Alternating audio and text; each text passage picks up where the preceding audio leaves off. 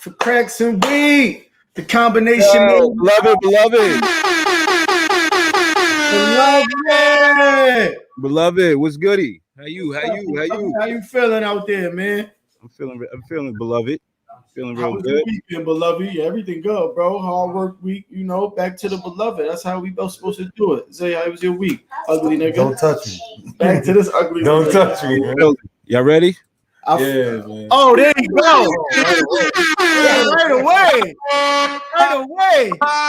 We in the building. Hey.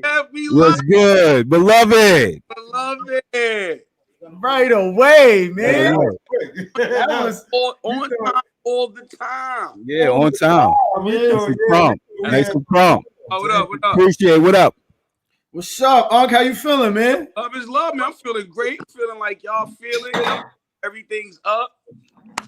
We getting to it. You know what I'm saying? Yeah, you looking good, baby. You looking good. Before we get into it, we like to give each other our roses and all that. So we got to give you your roses, man. You are a real pioneer for Staten Island, Unc. You like really like one of the first actors that paved the way. You in the community, hard body. You're like the epitome of a Staten Island ill nigga. You heard? Say that. And you put on, man, like from everywhere, Hong Kong, Africa, Cali. Everybody know Clock the Doc, man. You heard? But just know that you a legend, bro. So just know that you're a legend from Staten Island to everywhere. You really a legend, and we appreciate you for putting on for Staten Island, because Staten Island really has a name that nobody's here, but when we around them, we take over the room. You feel me? And you're a heavy name from Staten Island, and we appreciate you for putting on in a positive, fly way. You a legend. Let's get some claps for that, Haas. All right. Let's get this thing going.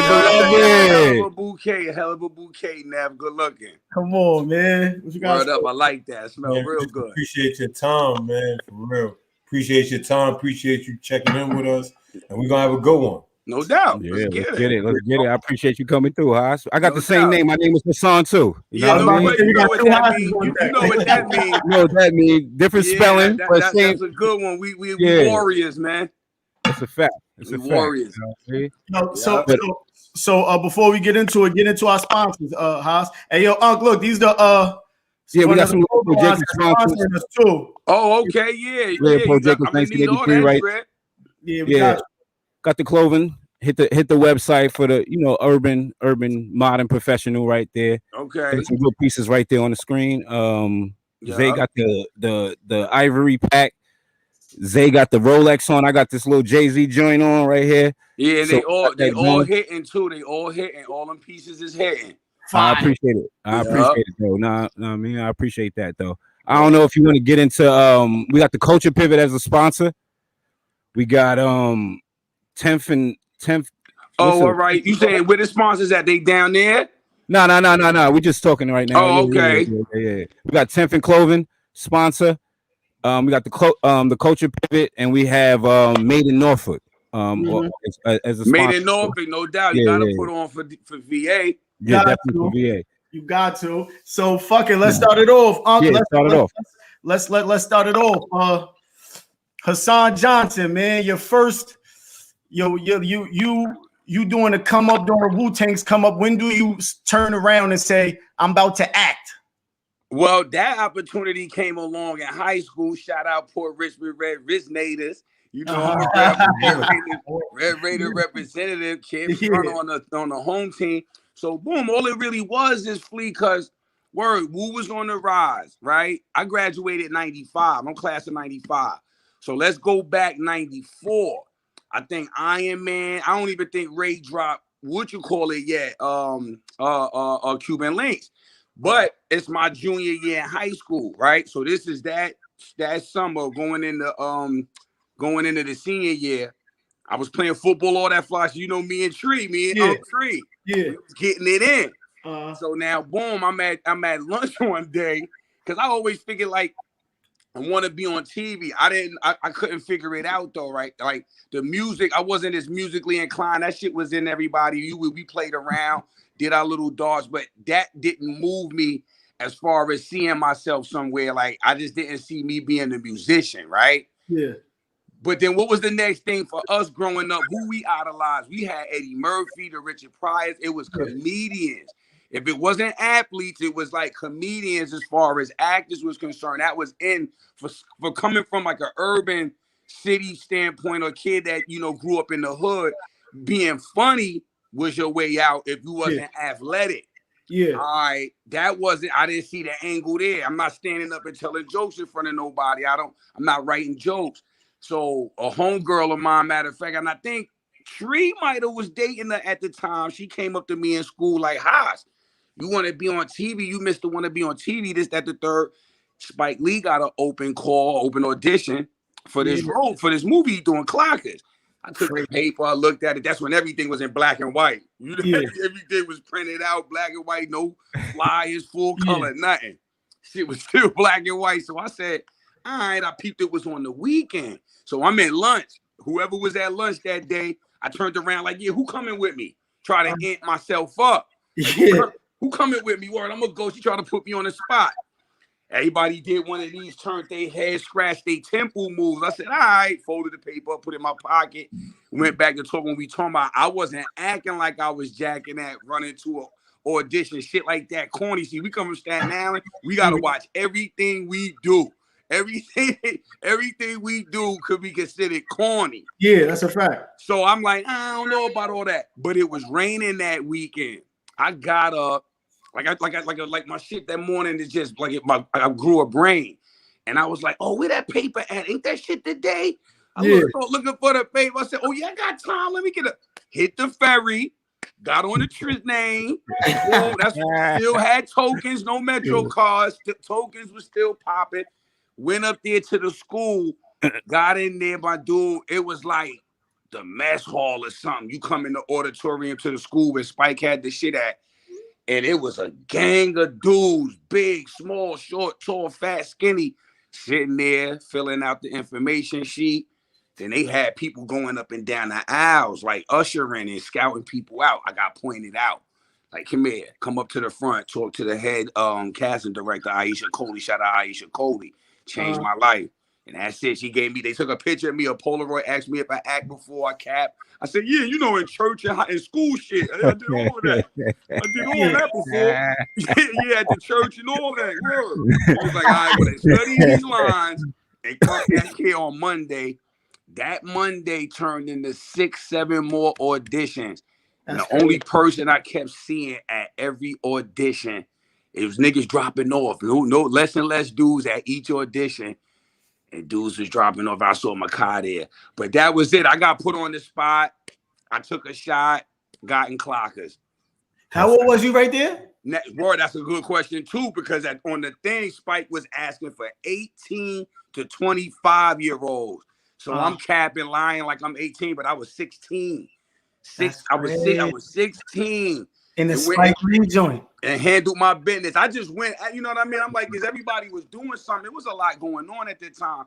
But it wasn't like I had the battery because the woo was on, but you're not making that correlation to them getting on as rappers and then TV movie shit. No way. You know what I mean? Who was even a rapper acting at that time? So the correlation wasn't there. You only had Ice-T, Cube, right? Shaheem, right? Pop. Wasn't Shaheem but that was all. We was all at the same time though. That's you know what I mean? Sha was on Parent. Yeah, Sha might have hit Parenthood. See, that was all after. That was like that same 94, 95. Because then Ray came out, and that's when Clockers came out in 95. Yeah. So now from 94 to 95, so much shit happened. Yeah. That, you know, time was different back then. It was like this.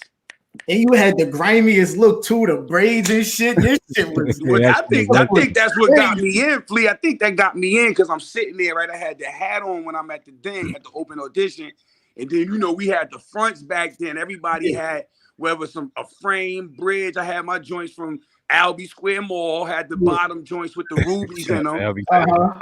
So between those and the braids, my shit was just everywhere. It was like, yo, let me see. Take your hat off. My shit fell out the hat. He was like, "Oh yeah, come here. Just my style was just too ill that day." Yeah.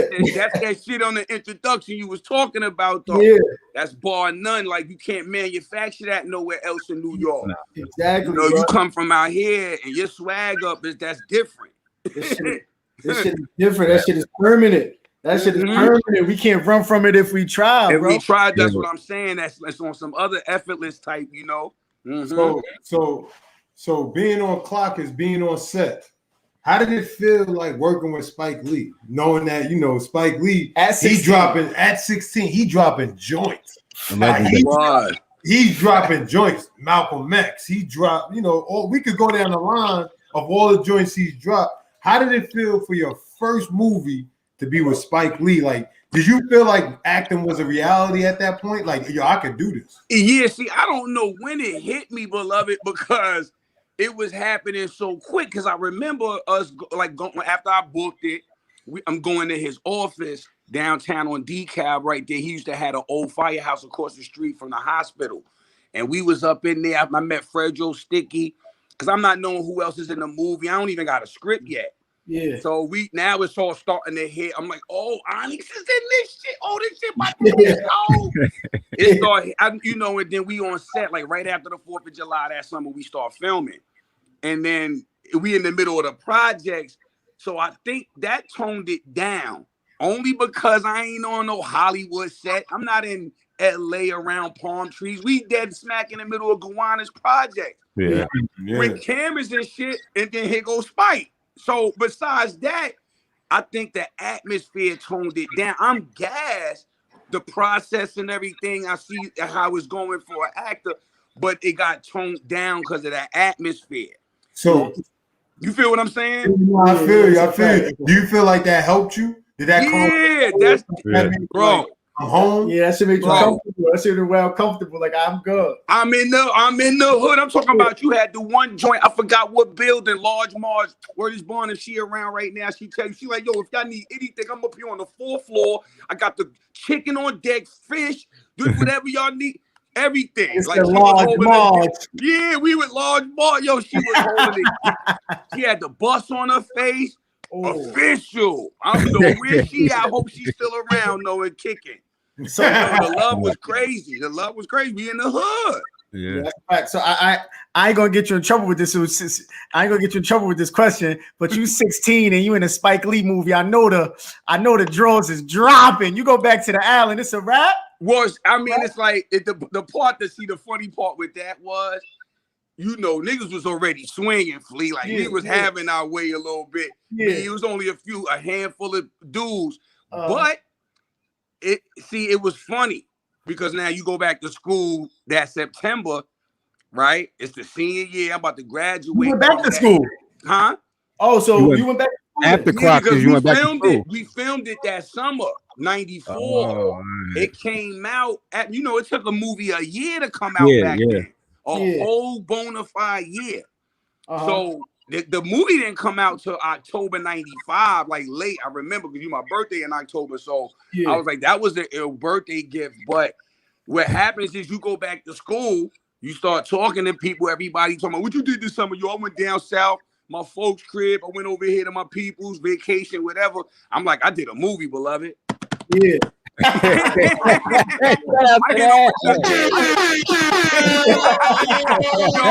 was the ultimate stunt. The movie, but I got you was on some extra shit, whatever. I'm like, nah, I had lines and shit, but y'all see, I couldn't really flex. It wasn't nothing to flex or go off. My pockets had the mumps. Yeah. But if that would have been going on if I would have been getting money in the hood, you know what I'm saying? Yeah. I was just getting it legit early. Yeah. I'm busting checks early. I'm talking about I'm going to the check cashing place down in Broad Street in Stapleton, giving them my checks was a G a week. So I was giving them. That's in '95 too. A G's like 10,000 right now. I was getting a G a week. So after taxes was like 7. Yeah, holding. So that did that. Besides that, which you couldn't tell the difference because we was already getting Flea. We was going to Reading every summer, busting the summer youth checks. I was doing that 2-3 summers already in a row.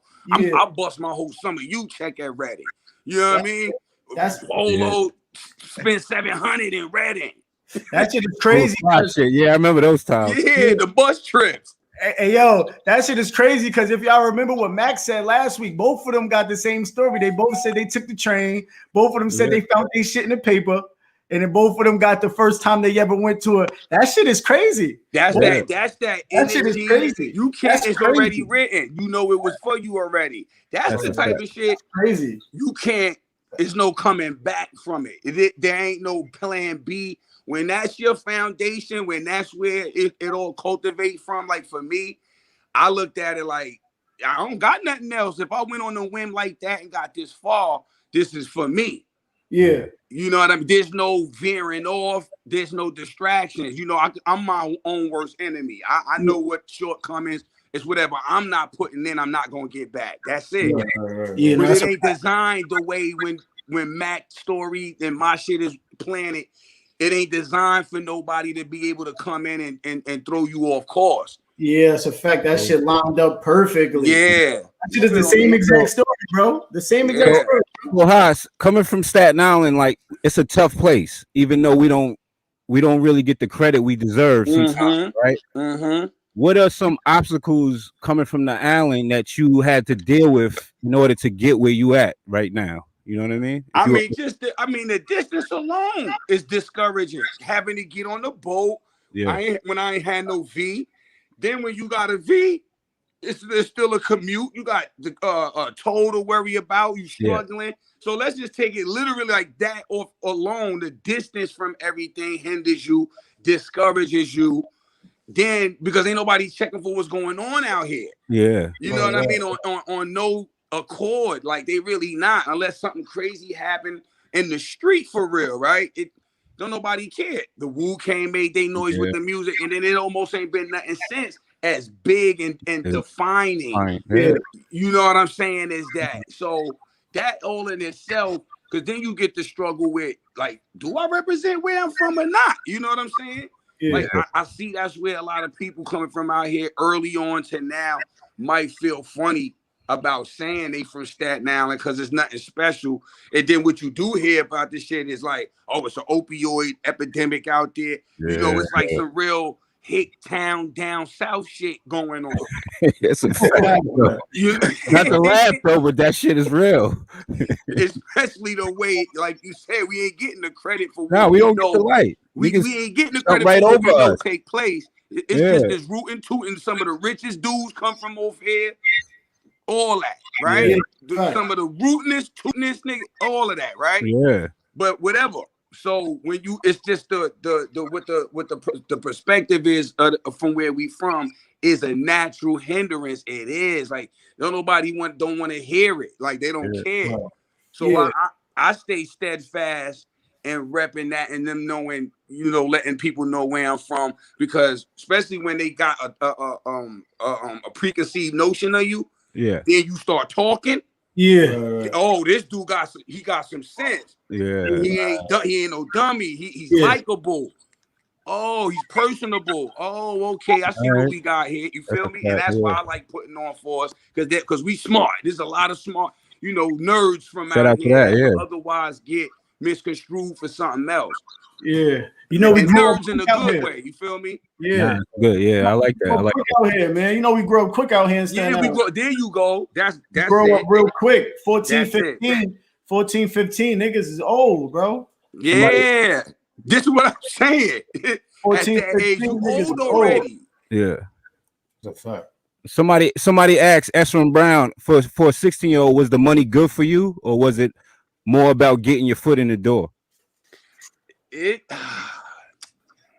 was probably more about getting my foot in the door. The money was great, like I already had said, because I mean, you know, but then I mean, soon after that, I mean, after I graduated, I moved out the crib, started doing all the big boy shit to put myself in the wolves, the lions den.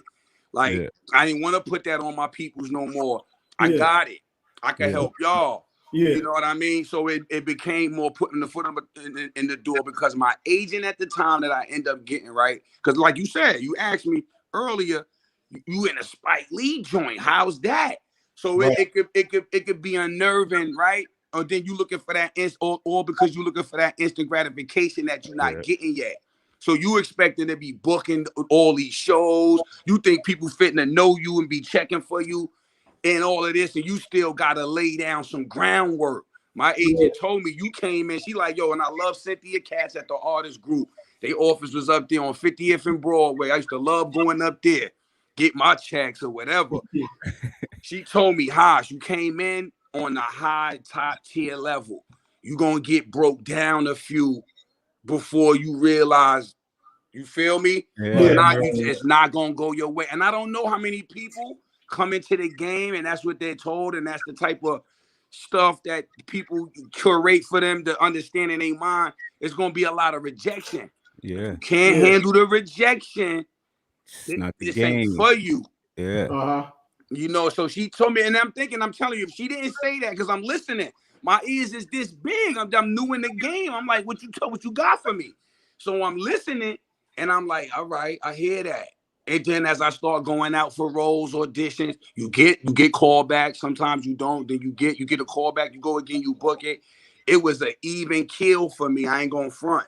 Nothing was just this or nothing was just that. Yeah. Never too high, never too low. It's been like that. I can't front. I thank God for that. That's the gave me the backbone I need for this. Does that attitude, you feel like that's part of the reason why you're successful and part of the reason why you weather through the storms you probably faced throughout your career? Yeah, like being blessed with that attitude. Yeah, I think it is, because then once you get enough of them doors slammed in your face, that'll perk you up, number one. Then two, you start looking around you. You start looking who's around you, what's around you, and you start realizing like, oh, I could make this better, or I could make things worse for myself. Let me start coming around people that's doing more of what I'm doing so I can get ahead. Let me, stuff like that. I had to start picking and choosing when and how I wanted to hang out with, stuff like that, so I could get, keep elevating, because I'm seeing I got the knack, I got what it takes. But I need this extra. I need something to break the doors down with. But all those no's, you find a way to turn them into a yes, and that shit do just put you in your place and keep you grounded. Like if it wasn't popping for me, I had so many dry spells, beloved. I remember really just sitting down in my room, minding my business, like really sitting down, making myself sit down and not drive myself up a wall because shit ain't just popping for me. Yeah, and we from Staten Island, like there's so many wrong turns to make, bro. Like, fuck it, I'm about to go back home and be famous, and I got 20,000. I'm about to hit the little homies with this pack, and you be all right. I'm tethering. I'm tethering on all of that, teetering on all of that shit, and it start getting nerve wracking. But you just gotta hold it. And then I'm not the type of dude. You know me, Flea. I don't go outside. Expect people to know who I am. That's a fact. That's a fact. Go outside. You still show your ID in the club. That's a fact. You feel me? Like people gotta remind me, oh, you son from, and then I be like, oh, niggas went to the spot and said, come on, you don't gotta show your ID. Still show, like, come on, man. Come on, man, I bleed like you. Come on now. You know what I mean? That's how I do it, and I don't let nothing get to me. So that's why if somebody asks for a picture or autograph, whatever they want, it ain't nothing. Yeah. I got them little 30 seconds. I'm standing right here on the sidewalk with you. Yeah. I got that little 2 minutes to do that real quick and get out of here. It ain't never that serious. Yeah. And and I think that shit too keep the blessings going. Yeah. So all right, cool. So when you shoot clockers, right? And then people starting to see the previews. Like I ask everybody this when they get their fame and all that, because fame is a drug, and then fame you do start to see people real colors. You feel me? Yeah. So on both sides. So this a two-part question. So after you get it right, you start to feel the jealousy, like damn, I thought you was my man, or damn, I thought you ain't want to fuck me, shorty. You want to fuck? Like, did you start to feel this shit, or was you so like already glued in? It really didn't catch you on Staten Island, but I know we from Staten Island. I know you felt some type of jealousy, bro, because this shit is yeah. So it's funny because yeah, you get the upgraded shorties get different. Yeah. That's for sure, and that's obvious. But then you don't even let that deflect you. You because you thinking in your mind that's supposed to be how it's supposed to be anyway. I ain't supposed to be nobody to be able to upgrade on my. You know what I mean? Yeah. Like we feel like we got what it take already for that. But then it's a half and half thing with that with everybody else because you got some people that's like, damn, my nigga, I should have went with you. Or I like you was popping, you was saying you going up. I was broadcasting like, take this ride with me. We might get all bust the door down together. So you got a couple people that's hitting me from that standpoint, like, oh, I'm not even mad at you, Haas. You went and did handle your business. You deserve everything you getting. And then it's definitely the people that you getting the little, shade from. But because I told you, I do everything with a smile. I include everybody. I've been around somebody before, my homeboy Taj, right? And he said, Haas, you know what's so special about you, bigger Taj too. He said, you make everybody around you feel like a star. That's a fact. You make everybody around you super comfortable and important. And I feel like I got to do that because why else am I around you? Like, if I don't have that same regard for you as I guess you got for me or look up to me, something wrong with this picture here. So I think half of that was that, and then the other half I was glued in, like you said. Yeah, just like cool. You know what I mean? Because nobody held my hand in this. See, it's different from when your man hands you a pack, tell you get busy, then you keep getting busy, then you want to branch off, but that's your mentor. You gotta pay homage back to the OG. It wasn't no homage that paid back nowhere for nobody to feel like they can even come at me like that, and I owe them something. You feel me? You really paved the way though. Like you and Gano really paved the way. Gano, come on. Gano was there right there, side by side. Same thing for G Reels. He know that too. Like we was paving the way. We was really doing construction. Yeah. Getting dirty, coming home, putting the hat up, getting back up, going and getting dirty, putting the hat up. Yeah. So that it was half of it was glued in, and then other shit, it was noticeable, but it wasn't too crazy. How was it playing roles with somebody from back home, like Gano and all that and stuff like that? Comfortable. That just made it more comfortable. Gano, y'all definitely put on for sure. Yeah, it just felt comfortable. Like we supposed to be doing this. We supposed to be here, and it was funny how many projects we were starting to bump into each other on, like the Bellies or the In Too Deeps. Shy was supposed to be in Belly.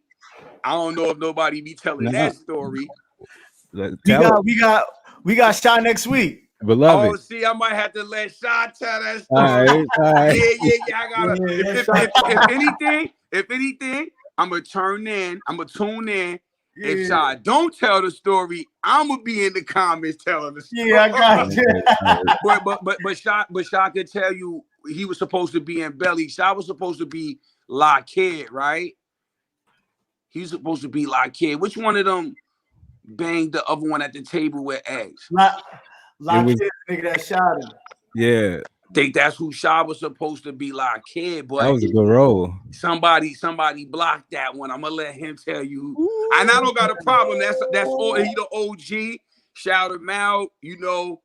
I tell you, he just won his first Grammy. That's the only hit I'm gonna give, and that's that. Oh, that's that. That's that. Love him to death. Come on, Queen. Love him to death. I'm a real one, though. I'm a real one. I got you gonna let Shot tell that. Oh, yeah, that's crazy. Because when you hear why, you gonna be like, you gonna do the face, you gonna put the mix. Oh, that's why. That's an ill one. Shy was supposed to be in Belly. That was the Staten Island movie. Me, Shy, Meth, and Power. Meth was in that. Power was in that. That was come on. We low key stole the move. Like, come on. That's a fact. So somebody ain't like whatever it. You'll see it real ill. Yeah, a lot of prayers up to DMX.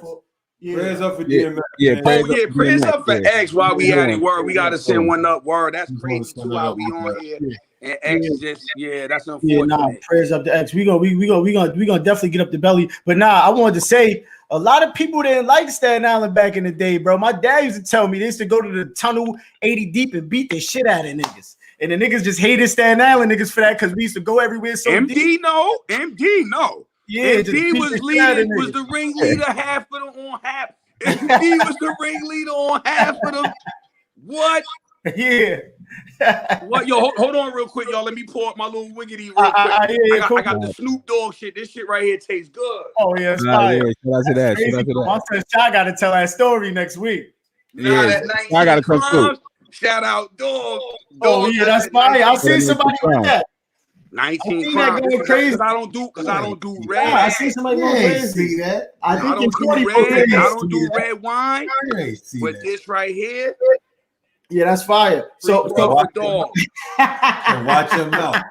Watch him out. Watch him out. We are gonna repeat this. Watch him out.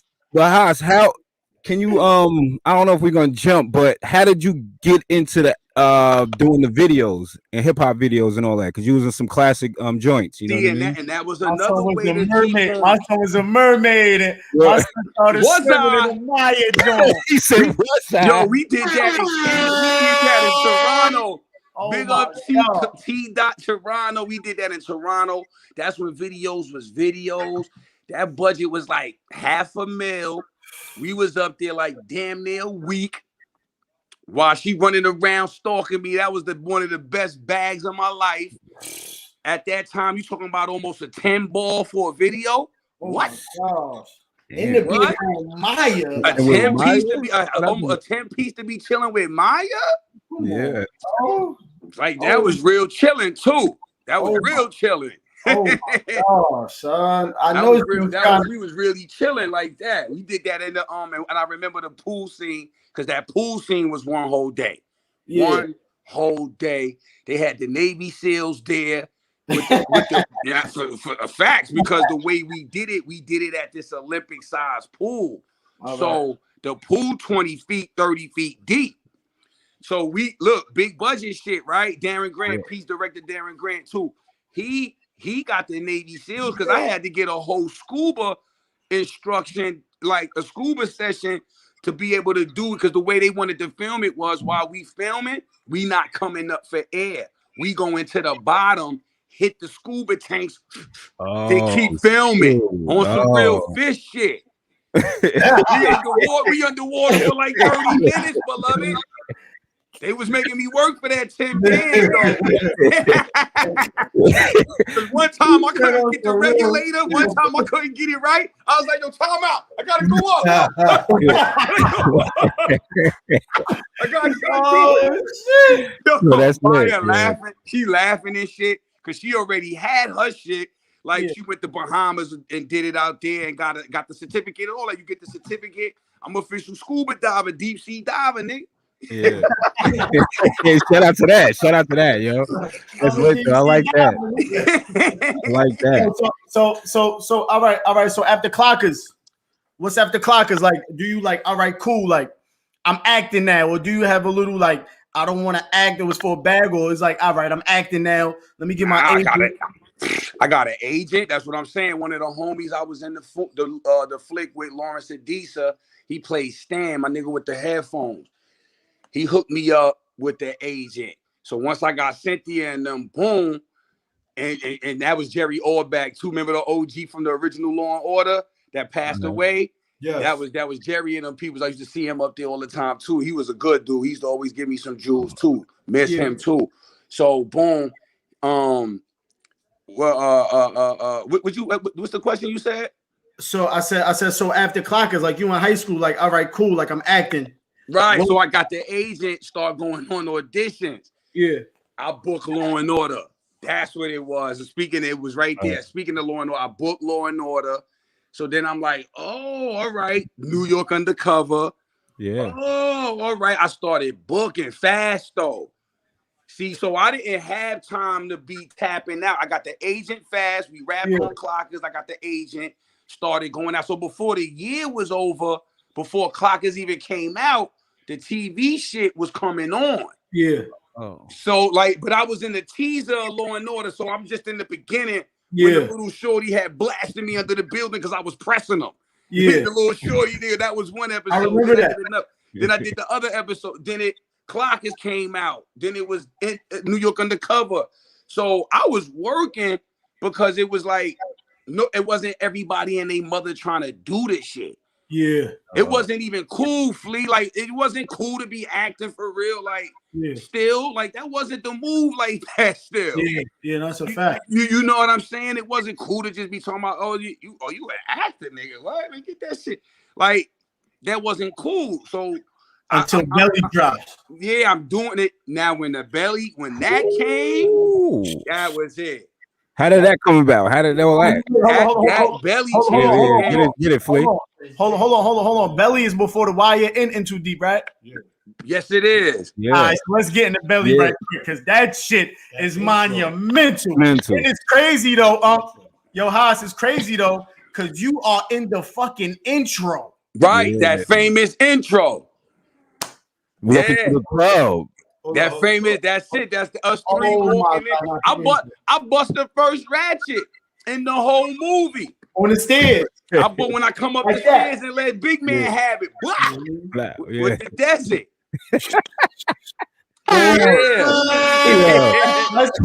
Let's pay some homage to that. That was the first ratchet on Staten Island. It was you, X, and Nas. Yes. Like where I come from out of nowhere, right? You just got this dude, X, and Nas. So how you get booked for that? That's what messed me up about it. So the ill story behind Belly was Hype did the same thing Spike did. He had an open audition. Now to go back earlier to when you was asking like how was the transition for you to start feeling like you right. When I heard that, I remember he was on the radio going hard too. I said, fuck, I'm not going to another open call. I'm too Hollywood for that shit. Yeah. Like I wasn't embarrassing myself. That's the first thought. Like, and then I really manifested myself in this movie. So boom, that's the first thought. I'm not going back to another open call. That's lame vibing. Can't do it. Shout out to that. Shout out to that. You got all that. Can't do it. What's the next step, Haas? I get your agent, of course, to get. See, no, matter of fact, when Belly was out though, 95, 96, 98, was I freelancing at the time? I might have was freelancing. Because either way, the point is I couldn't get an audition. But enter back to Gano. Shout out to Gano. All right.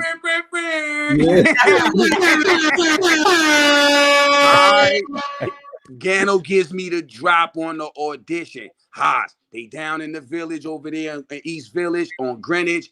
Yo, that's it. You ain't hear from me. Like, yo, what you gonna do? Like, you know, when you say you was gonna set it on someone, you see him and your man see him and be like, yo, son over there, what you gonna do? Pull up. Yeah, I had to pull up. I pulls up. I got away with that one. I pull up. I auditioned for Jackie Brown, famous black film casting director back then, Jackie Brown. Jackie is casting for it a good 2 weeks, bro, right? Like, at this point, I guess he had got X because he did the open call hype. So now this is the whole casting process for real, like trying to get the movie casted. She got turned off somehow, maybe by the way dudes, because, you know, Hype coming into making movies from doing videos, his process of things wasn't conventional. Yeah. So she packs up. I audition. She packs the show up. I'm out of here. So she takes her tapes with her, people that she already saw. Right. I'm at the crib like this. I ain't get a call back yet. Was shaking. You ain't gonna tell me I ain't do my numbers at that audition. I ain't get a call back. Man, you know I deboed my way in there. Yeah. Called up Hype Big Dog Films. Yo, check this out. This is Hassan Johnson. Yeah, I had an audition last week. I ain't getting no call back, man. I ain't feeling that. And I know I did my thing. What's up? They like, slow down, my dude. Like, whoever I talked to on the phone, whoever they was ill too. Because they was like, all right, hold on, relax. I feel you. We gonna see what's up. We still going through tapes and all that. We come across your joint and all that. We give you a call back. I got a call back the next day, though. Like, instantly. Yo, Hype want to meet you. Boom. Spring, pew, right up there. Pew, right up there. I get in the room. Hype like, nah, you in. You in. I just wanted to meet you. Because you know after the last time you left, and then you called up this, that, the third. Meth came in there and was like, and seen me on the wall. They must, because that's back when they they still do it. But casting officers put the shit on the wall. Yeah. Meth seen me on the wall. Meth start carrying. Oh, that's my cousin. Yeah. Oh, I ain't doing it unless y'all put him in and make sure I'm in, Meth. But you putting the extra battery on there, it don't hurt. Yeah.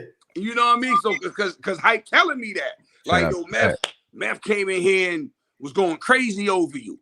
Yeah. So I just wanted to meet you. You feel me? I was like, oh yeah, good looking. Yeah, let's get busy. I'm ready to get busy. And the rest is history. We got busy. That's a beautiful thing, Staten Island. That's crazy. Staten Island, yo, that's my cousin. Put him down. That's a beautiful thing. That was the whole lineup. Gano got me the audition. I couldn't even score audition. Gano got me the audition. Gano's a real one for that. Gano's a real one for that. Because, other niggas would be like, fuck it, I'm going to do the audition. Yeah, Gano went. So that's why after he went, but Gano's official old school. Like, I got mine. Now you go ahead. You go get yours. As long as I got mine, you go ahead now. Yeah. He was official for that. That's fantastic. So when I got a gift for you about to drop in too, but I don't know if it's going to drop in right now. But so when that shit dropped, I remember, listen, when that shit dropped, I couldn't even watch that shit. My dad didn't let me watch. I was like, yo, come on, dad, let me see. I couldn't watch that shit. I couldn't go to the movie. That shit was so fire, and I just remember like the trip, because I couldn't see the movie until like it came on DVD, bro. Yeah. That was the trailer, bro. Like the trailer when y'all had the eyes glow in the dark context. Yo, them shits was burning. That whole day on set, my shit was those were contacts y'all had. Yeah, what else was it? No, I'm saying I thought those were. It could have been special effects, though. Special effects, nigga. Nah, there's no special effects in the world. Yeah, they had the contact. We had these glow in the dark contact. That was my first time wearing contacts. My shit, I was a leaky eye bastard. Them shits was burning. Yeah. I kept tearing. Then I finally got used to them, and we was done. By the time I got used to them shits, we was done filming. At that time, did you know that it was gonna be some big as it was? Did you feel that, or did you just feel that? Because listen, bro. Listen, DMX just came out, and Money, Power, Respect was the only thing moving. He performed the shit at the shit when we was filming that night. Like, I don't even know where that footage at. He performed at the tunnel. We shot at the tunnel. So that's the epic. All that shit at the tunnel. The whole opening scene, we did that at the tunnel.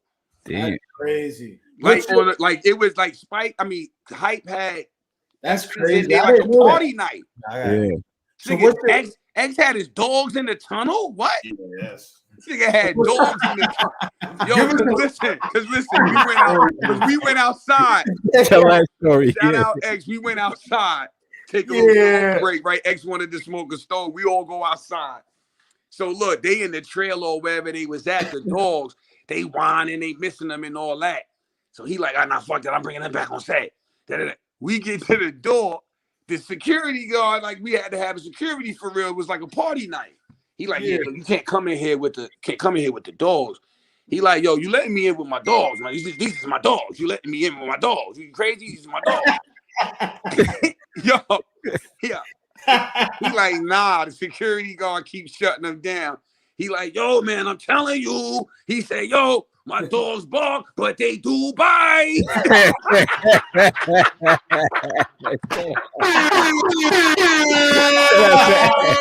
I couldn't even hold it. Shout out to X. I couldn't even hold it.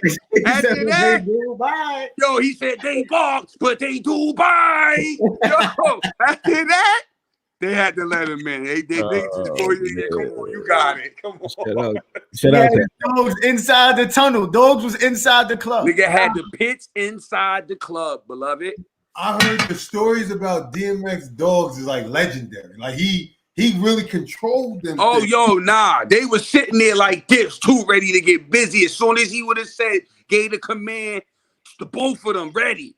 I was standing there on the side like this. I just was bugging because I'm like, Them shit like goon swag. yeah, like I don't want you to let him in. I want to see him stick these dogs on your big ass. Like Belly was legendary. Belly was legendary for the the intro for me. The cinematography, he changed the game. Ready? Are you ready? Are you ready? Nah. You know what was legendary? What's going on? Nah. You know what was legendary? Your scene when you came out with the big Desi. Oh, when they came and got me, yeah, that's a. Nah, that was. But yo, I remember. You know where we shot that? You know where we shot that? Where? You know them projects in Jersey right there behind Broadway. Damn, That's the projects behind the jail in Broadway down 1 and 9. Oh, so y'all really was in Omaha. We were supposed to be in Omaha. Omaha, yeah. It looked like Omaha. Yeah, we was in Jersey, beloved. So y'all ain't go to Omaha at all for the movie. Only place they did go for anything was Jamaica. Damn, so they really went to Jamaica for that? They definitely went to Jamaica. Original Dandada. They definitely did that. Yup, Louis Rankin. Shit. R.I.P. Louis. R.I.P. Yeah. R.I.P. Louis Rankin. Nah, that was another one. Fish That's crazy. No, I remember you was telling me when we was young. I remember this shit. I was like 12 or 13. You remember y'all used to come in my crib and yeah. I remember you saying about the Belly movie that I don't know if you did the real stunt or if somebody else did the real stunt. I remember when I jumped out the window. Yeah, the car crash. Yeah, I remember you saying the nigga ducked just in time. He almost died or some shit. Yes, the dude. Oh, what's my dude name? Julian. He was because I just had seen him on a set. I think it was the last OG. I just caught up with the old not too long ago. But yeah, so what happens is they got the roof of the car scored. It's perforated. It's ready to roll back on impact. But they got the seat rigged. Right, they got the seat rigged with because the flatbed gotta come through the windshield. You saw the way the car crashed. Right. Son's in there. He gotta whip it into the thing. So when they take me out, put him in, he whips it. You only got one take, beloved. One take.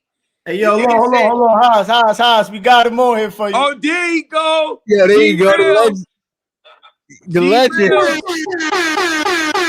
Yeah, OG, man, I'm just telling them the story. Telling them the stories, OG, how you helped me knock down that door on Belly. Remember, you gave me that audition, the address for the audition. I couldn't get an audition till you came through. Right. And listen, I'm glad you put that out there because, people don't be believing stuff, man. Nah, that's a fin. No, I'm a rep to the death. Yeah, I couldn't get a bite. You gave me that bite, Gano. That's the only way that happened. I gotta pull up to that. Yeah, we gotta pull up to that. Hey, yo, Unc, we need you on the show, man. Yeah, man, definitely, man. I'll be on there. But let me tell you something. And Dottie, this is crazy, man. I'm so proud of you, bro. I'm glad that I'm gonna show you this right here. The sunset is setting in Harlem right now. Y'all see that? Yeah. It's beautiful, man. Harlem is crazy, but I'm proud of you, Dottie, man, because I see you. You're continuing to work and you snatching up the rolls and all that, man. That's a beautiful thing. Yo, good looking, G-Rails. Good looking, my brother. I love you to death, man. You gave me too many jewels to be a fool. Shout out to that, yo. Oh, man. Legendary. I'm glad you remember that. And I don't know if Dottie told y'all the stories of all the Into Deep stories. We had such a good time on that chat, man. Oh, that's a whole nother. The Into Deep stories. Forget it. Me and Gano we was tearing up that whole set. We tore that shit up. Yeah, we had some wild stories. Wow. Wow. That's fire. Ayo, Unc. Ayo, Unc. If you got time, just log in. I sent you the link. You listen, watch this. I'm driving at the moment. I can't because you know, I can't pull over. I'm in this traffic. All right. And plus, like I said, I think you need a computer, man. I did try to log in before, but it didn't let me, man. But don't worry, man. I'll catch y'all on the next one. No doubt, G Reels be good. I'm gonna get with you. Yeah, definitely. And yo, Dottie, listen, leave your mathematics, you know, with nephew, man, and he'll send it through, man. But we definitely gotta All right, say less. Love you. And much love. Good to talk to you, man. You too. I love you too. Shout out again on the check-in. All right, Uncle, love you. That's fire. That's fire right there. That's like, look, that's he know what time it is. I gotta give him his flowers. That's what happened. that's some real nigga shit right there, though. Cause my Haas the OG and Gano, that's some real. Yo, hold on, we gotta hit that again, Haas. Yeah, the building. Oh my God! All right, so what? You was saying shit. about the In Too Deep shit. You saying? No, the In Too Deep was crazy because see, that's what I'm saying. We did clockers. I did No. I said no. You talking about the Belly shit when Son almost died, when Sonny put his seat back. Oh yeah, so boom, they put Julian in there. He had one time to get the shit right. So when on impact, he gotta click the seat back at the same time because the flatbed will come in and decapitate the nigga. Damn. So he in the driver's seat, the flatbed coming through the windshield, right? So he gotta click the seat back, but you know the seats don't go all the way back. Yeah. So he said this shit, he felt this shit getting stuck, but then it's like on that last split second, because he got one hand on the wheel, one hand on the seat shit. He like, that shit went down at the last minute. Woo. Damn. Shout out to that like, yo, it was mad quiet on set. They go pull him out. Son start moving, and everybody start. Oh, everybody got back to it. Keep the party going. Yeah, keep the party going. Mad quiet on that. They threw me back in there. They threw me back in and finished filming. I mean, because stunt dudes die all the time. Yeah. I forgot how many they said. Yeah. I'm trying to think. Don't get me wrong. I know Don Cheadle told me one dude got electrocuted when he did a Hamburger Hill. That was crazy. But I want to say there was some stunt dudes died on Black Panther. Don't get me wrong. I might be confusing that with something else. Okay. But yeah, they risk their lives and they get that bread though. They bread is different. Yeah, that's crazy. I got stunt paid one time though for the Devil's Own joint with Harrison Ford chasing me. Yeah, I had to dive over the cab. that was real. They gave me a couple hours for that. One time. It banged you up a little bit? Yeah, they did. Cause boom, you see how he grabbed me? Harrison grabbed me and throw me up against the car.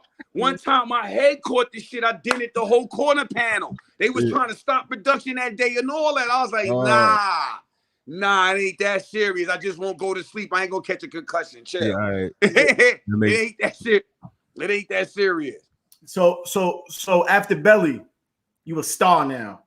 Pretty much. That's when it was starting to bubble. Word. It was bubbling. Because I did 3 movies that year. I did In Too Deep, Belly, and Black and White. That shit is crazy. I know you got one more DMX story before we get off Belly. Oh, I definitely do. So boom. This is like one of the last times I saw X too. Oh, man, I only seen X probably once or 2 good times after this. Uptown with my brother. You get off the West Side Highway. Make the right on 125th. You get up to the McDonald's on Broadway. I ain't paying attention. My brother peeped the limo. The nigga must have been walking back from McDonald's or something. He parked by the McDonald's parking lot. He said, yo, hi, bro. They go, yeah, man. I'm like, because this is 98. It's still 99, 98, 99, whatever. Belly ain't been out a year, 2 years, whatever it was. So I'm like, oh, shit, X. Roll the window down. Yo, X, what up? He like, oh, shit, what up, my niggas? Yo, what you doing? I said, what you doing? He like, I'm trying to get a haircut. I said, nigga said, I'm trying to get a haircut. I was like, what time is it?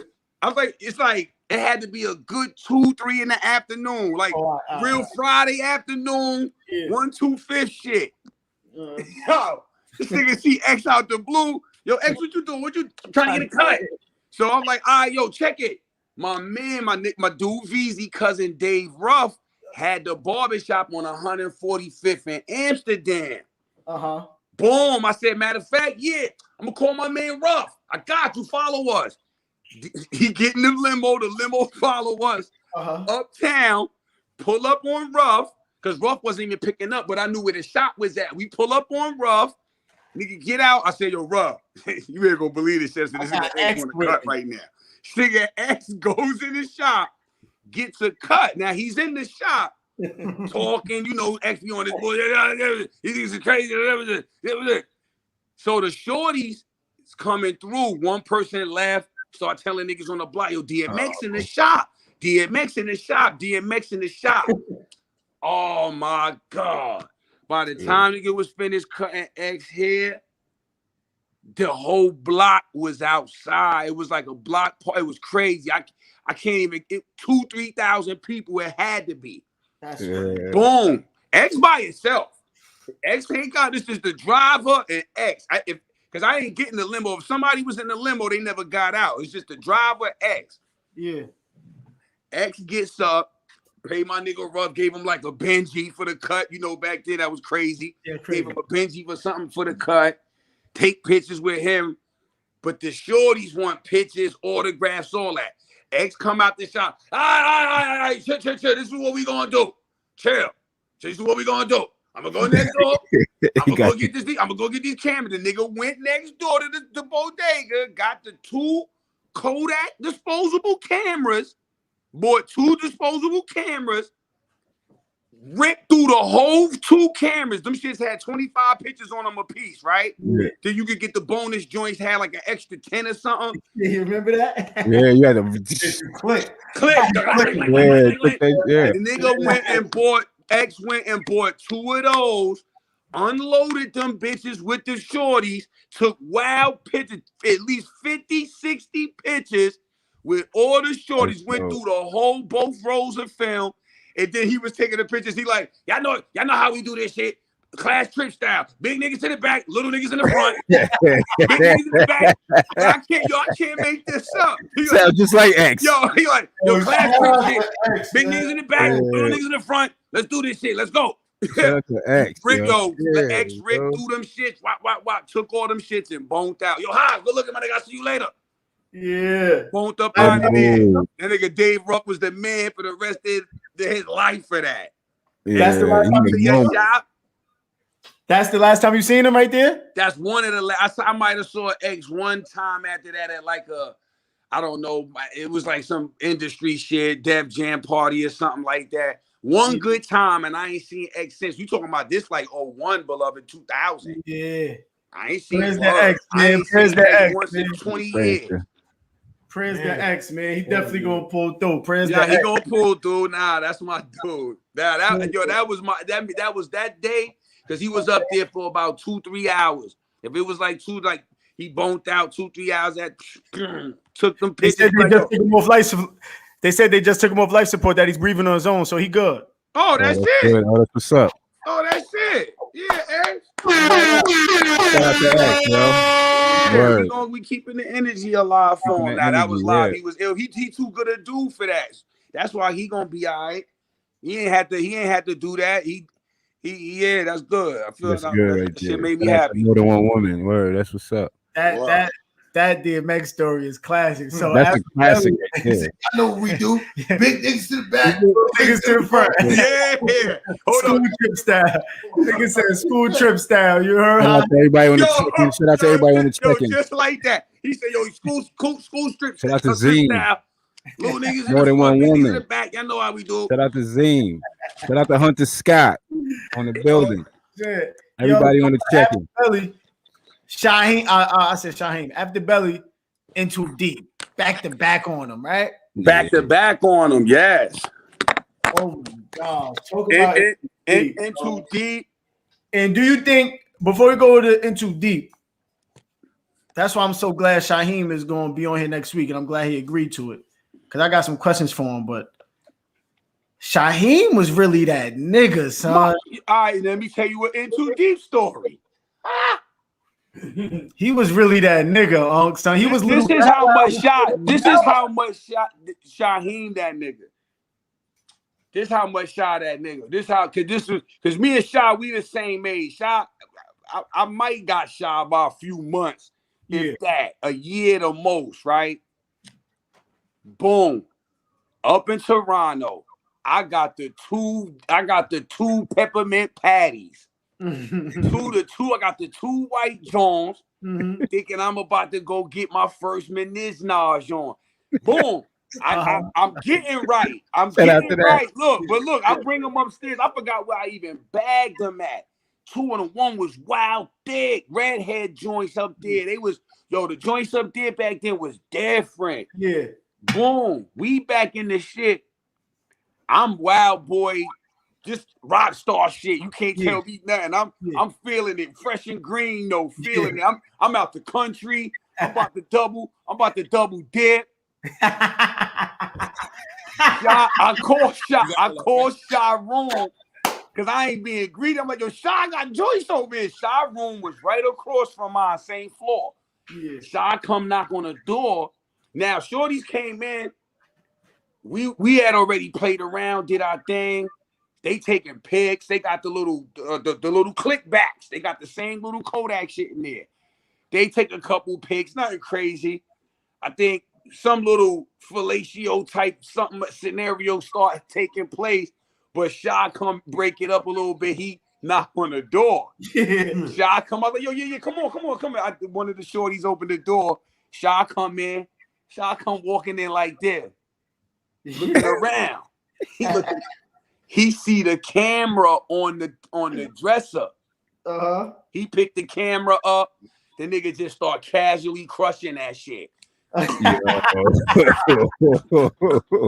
Yo, Shy skinny ass. I didn't even know you could break them shits in half. Like Shy broke that shit in half. Like it was good. Yeah. You just talking regular too. They looking at this nigga. Shy like you ain't no pictures getting taken. That nigga, what y'all doing? Shy gave rid of all the evidence. Like Haas, let me show you how to do this. Right? I've been on tour. You don't know how. I've been on tour before. You don't know how to do that. Shout out long story short, the shorties did try to rob me. Fact. I got my bread back. Cause look, I'm trying to do round 2 and 3. Shy dips. He went wherever he went. He used to it. I went to go get condoms. I ain't had no condoms now. I run to go get hats. Come back. I'm with the guard Chino. Chino was up there too, because Chino used to be in Buffalo. Yeah. Chino up there. Shout out Chi Chi. Shout out to Chi Chi. Oh, Jeezy. Chino, me and him go to the thing. We coming back.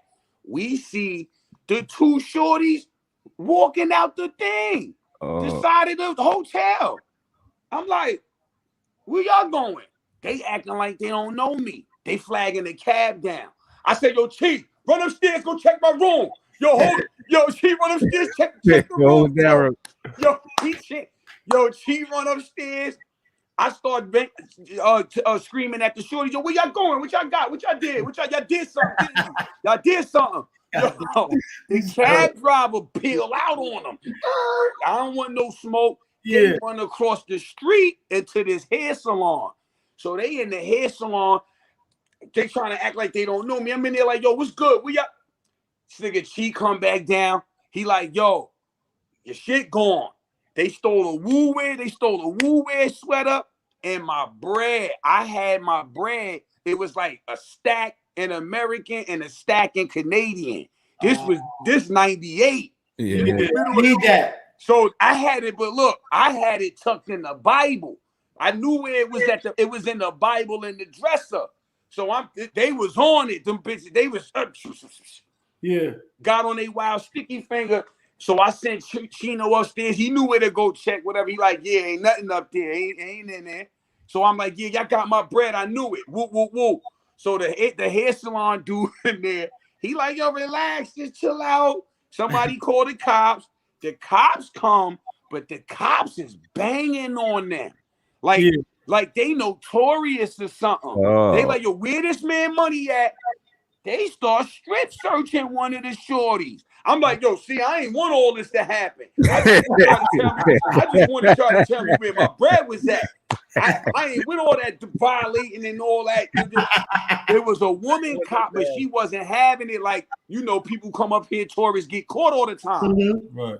She wasn't having it. That's all I remember. That police was not having it. Long story, I start searching because they can't find no paper on them. I'm like, yo, they got my money, though.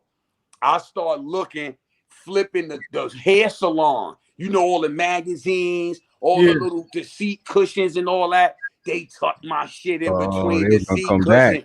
Yeah, they was going to try to come back. I don't know what they was going to do, but they got bagged. Yeah. They got bagged. I'm like, yo, I'm not coming to no precinct, right? I don't got to do none of that, right? I'm good. I just go back upstairs. They like, yeah, get out of here. Shout out to that. I got my bread back, beloved, though. He say, but timeline, what up? That's timeline. That's about the double dip trick. Everybody dying. Shout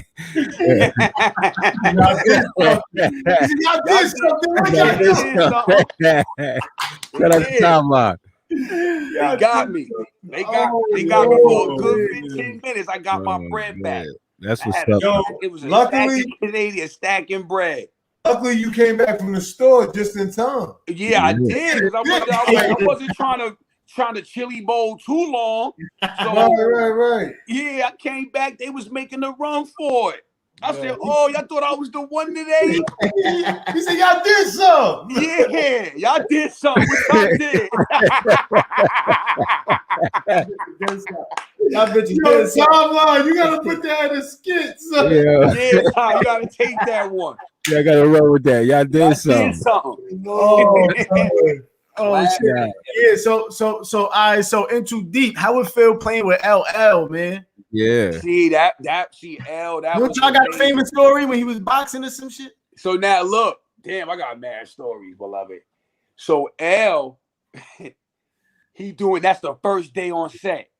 The first day on set was him punching me in the face, holding the punching bag.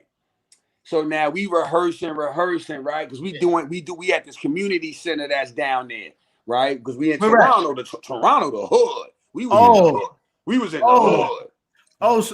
So y'all filmed In Too Deep in Toronto? Oh, we filmed In Too Deep in Toronto, in Cincinnati, where it was supposed to be, Akron, Cincinnati, and LA. What? And LA. That's fire.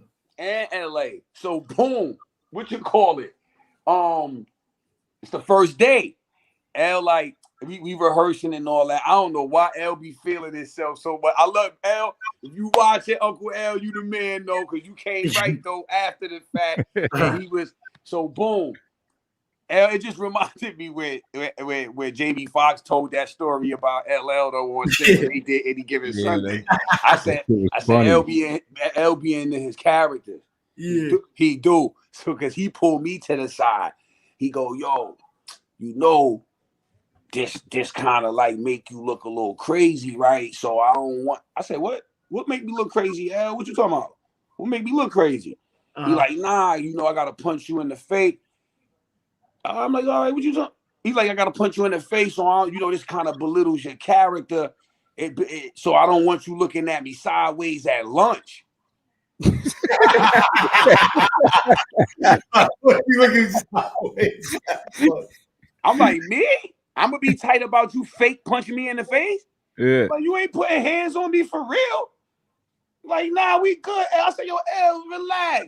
I said, I ain't on no sucker shit like that. Oh, you thought I'm an actor, nigga, for real? Like, yeah. I'm like, nah, I ain't on no sucker shit like that. I said, we getting money, right, L? It's just what I said. True story. I said, we getting money, right? Like, we getting money. He like, you getting money? I said, all right, then let's go get this money. What we talking about here right now? He like, all right, now say no more. Word, come on, and everything was Gucci. Boom. Later that day or at the end of that week, L called me. He called Shy Room. Yo, I got the car down. That's when everything was limousine status. Yeah. Yo, I got the limo downstairs. Take y'all wherever y'all want to go. I'm like, oh, word, what's good? Where we out? He's like, nah, I'm gonna chill tonight, but if y'all want to go anywhere, I got the limo downstairs. He right in the front. He gonna be there all night. If y'all want to go, just you know what I'm saying. Tell him where y'all want to go. I was like, L trying to come back because he know I kept it 100 on him. But look, every night though, if L didn't hang out with us, he gave us the car. Damn. If L ain't hang out with us, because he hung out a couple nights, we all went to the club one night. It was crazy. But if L ain't come out with us, he gave us the car. We could go run the 7-Eleven and back. Didn't matter. That's Word, real Uncle L shit. Word. That's but that was fun because he was like, "Yeah, I don't want you to be looking at me." I'm like, "Nah, I ain't no sucker like that, L." Over lunch. Yeah, that's what over he lunch. said. I want you look over lunch. He said, "I don't want to look at me twisted over lunch." That's fire. That's fire. That's super Word. fire. But like, yeah, nah, I ain't like that. L, we go. We get money, L. that shit is super fire. So after In Too Deep, The Wire. Yeah, let's get into the Wire joint. On top of the world. The Wire is funny. Hey, hold on. Hey, yo, timeline. I was just about to ask him about Boomer, but I'm going to wait to that because a lot of niggas don't. Matter of fact, we're going to get into Boomer before The Wire. Hey, yo, Unc, I be trying to tell niggas that without Boomer, a lot of Wu-Tang slang does not happen. Nah, man, he is without Lounge. My fault. Y'all new niggas know him as Boomer. Right.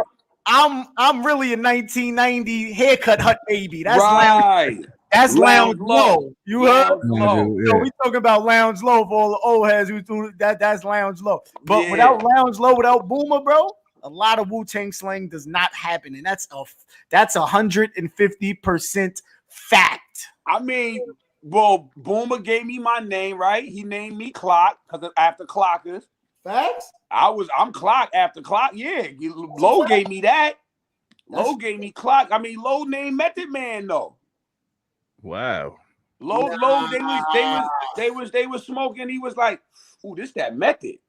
Then Low, then Shaquan at the time. Meth was like, "Oh yeah, I like that." METHOD, man. Nah, this that Method. This that Method.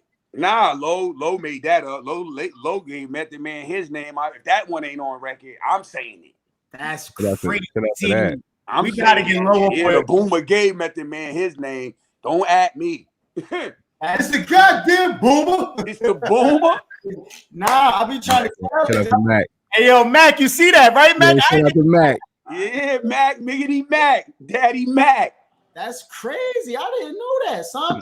I heard they was smoking. Low got so much slang. Ooh, this that Method. You smoking that Method. Shaquan was like, "Oh yeah, that's me. Good lookery, taking that." Crazy. Taking that. That's fucking crazy. That's that on that.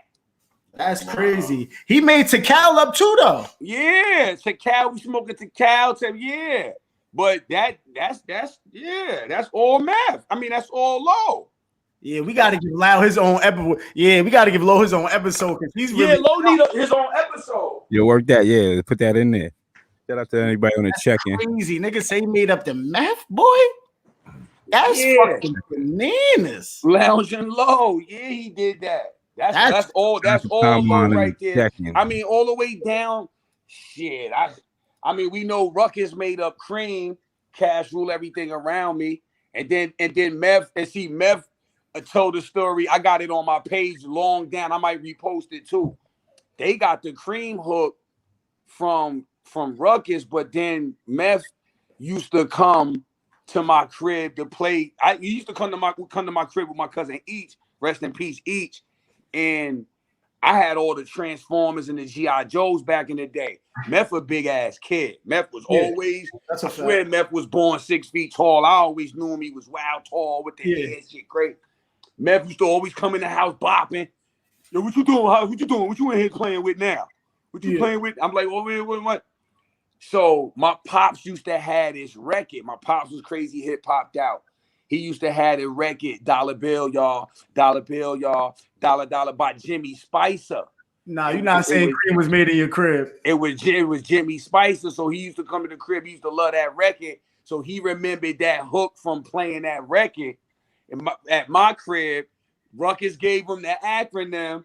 Then that's why you got the capsules, everything around me. Cream, get the money. Dollar bill, y'all.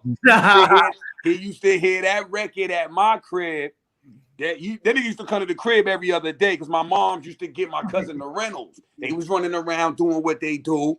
You know, my mom's used to get her nephew the rentals. I used to just be there, little man shit. This was before I was coming outside. This was before coming outside. That's crazy. You just used to pull up at the crib with my cousin. Word. That's fine. Timeline said low. No, you got Timeline said right. Timeline said Low told the chef to make the tape purple. See, look. Go to the last comment. He said, yo, Haas came to the hill for his B-Day. One day, them two was talking for 20 minutes. Yeah. Me and Siri was confused.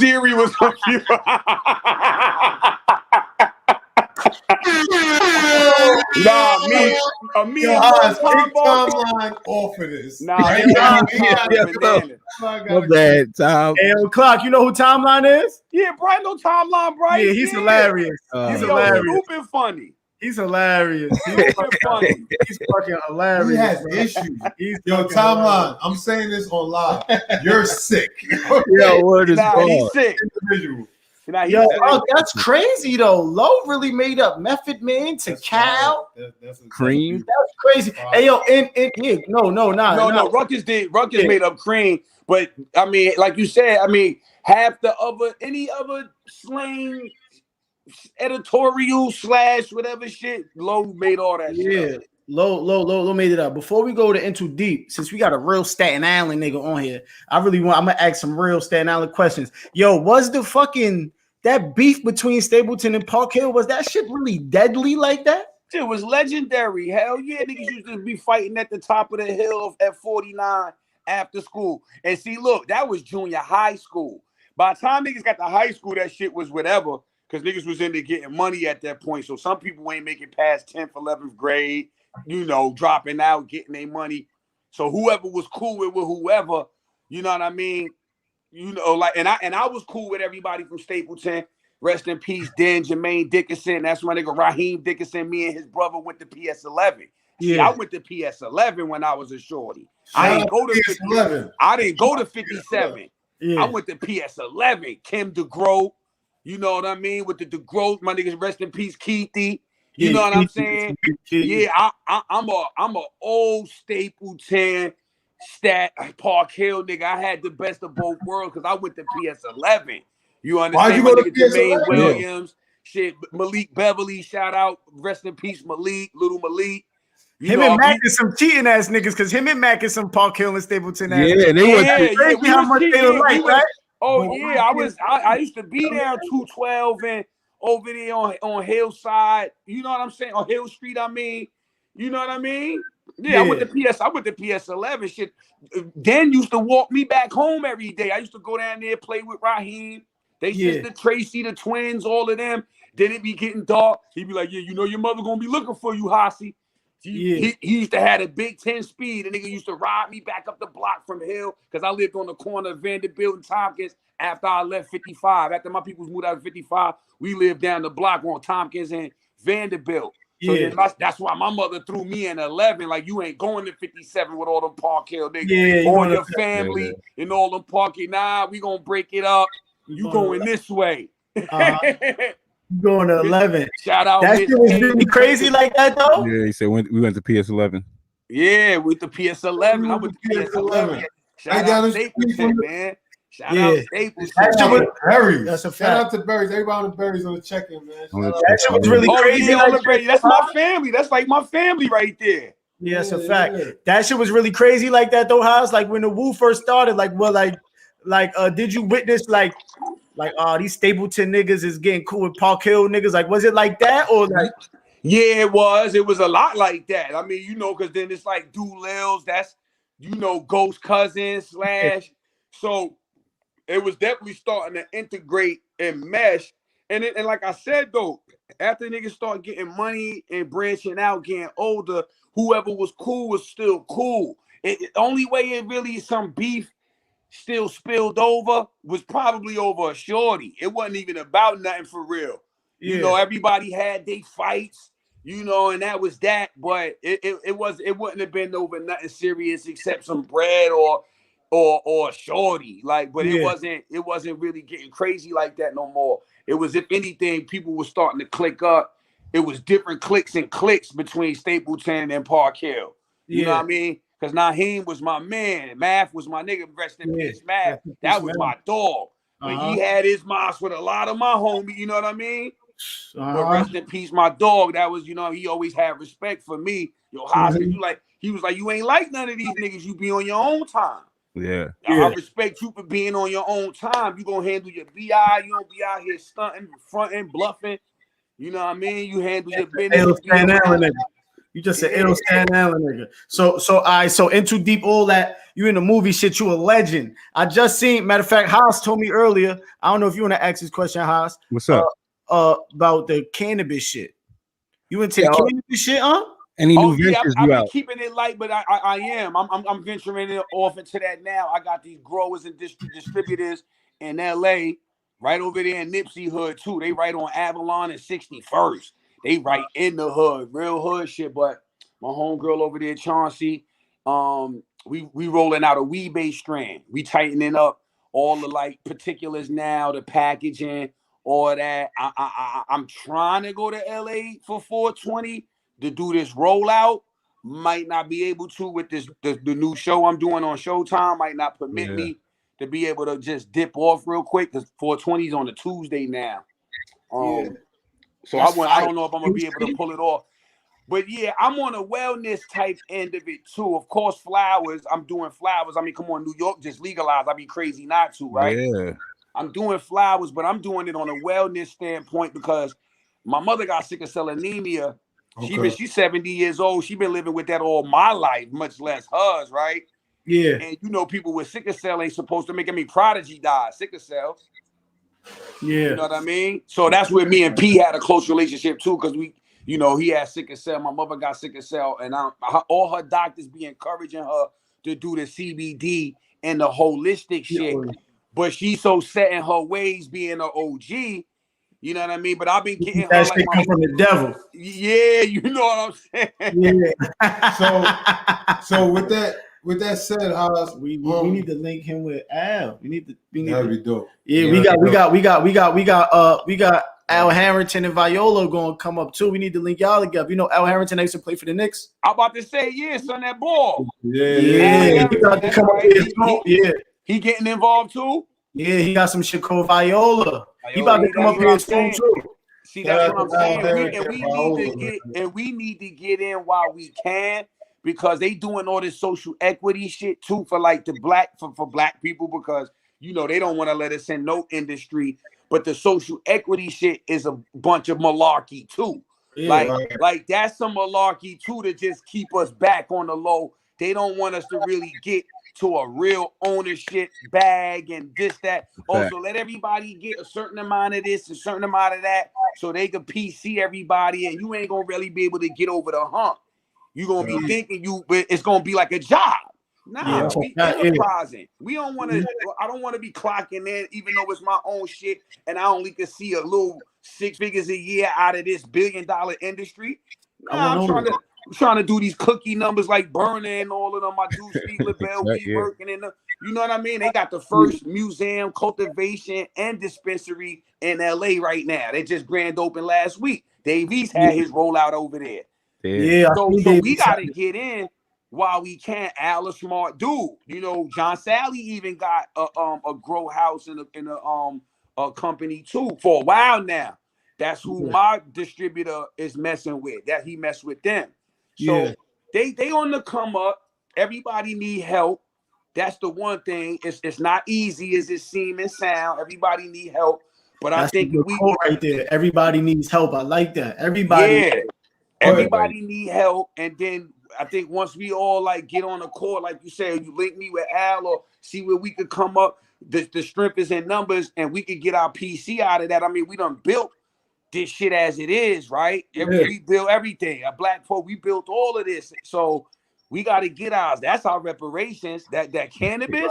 Right. Yeah, that's a fact though. Talking about cannabis, and you know, your mother having sickle cell, and what made you do the research to realize that cannabis can help her? Like, how did that come about? You know what I mean? Well, because she's not totally sold on the whole. Because the thing is this, she's been on her meds and doing her regimen for so long.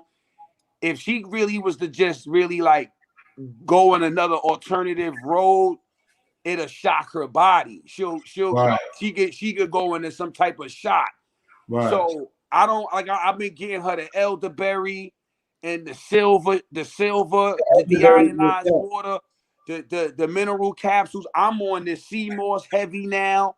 Shout out to the I got wild energy nowadays. I already got the energy, but I got OD energy now. I don't know what to do. That sea moss is the truth. My homeboy Wee-Bey from Black Ink Crew, Charmaine husband, they got the company and they be blessing me. Shout out Bay Moss. We got somebody we got we got our sponsor that bless you with the all right. Culture pivot. Yeah, see what I'm saying? So it's just, it wasn't even so much research more than it was a no-brainer, because she just, I want her to get a couple extra minutes out this. Right, right. Absolutely. She's still here out of my dad, out of her, my uncle, her older brother. It's only one of her siblings that's probably allowed my aunt to reach. We got the purple sea moss. See, this what I mean, the purple sea moss. That's a. We're gonna get you a package, and we're gonna get you a package of sea moss elderberry, and we're gonna get some Leopold Jacobson too. And I love it that y'all really on it, being a little younger too, though, because I wasn't really on it like that. I always worked out.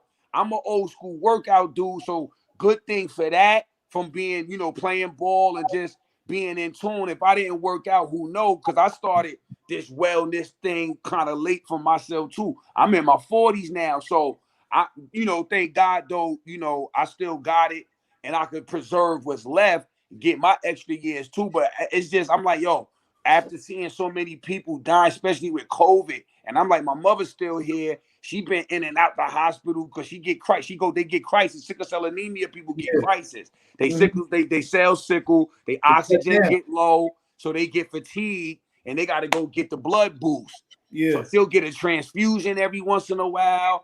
She got to go get topped off, like at the gas station. Feel me? Pause. Yeah. So she be in and out, and it's like during the COVID, it was stress because my dad ain't here to help no more. It's all on me, and I'm just hoping every time she go in there, she don't test positive for COVID. But she be getting, but she negative. I mean, I get tested OD because I got to work and be on set. Yeah. So we good. It's safe to say we good, knock on wood, but I want her to be here. So really for her, it's the pain. You got to keep the pain down. Yeah. Sickle cell patients was always in pain. So that's why the CBD and all this other shit makes sense. And so and so forth. Like, yo, I gave her these edibles before. Oh, my mother had a bad trip. I gave her these gummies. But I messed up because I gave her the banana pudding first. Oh Lord, that was enough. Then I tried to give her the gummies. Like, yo, ma, you might like these too.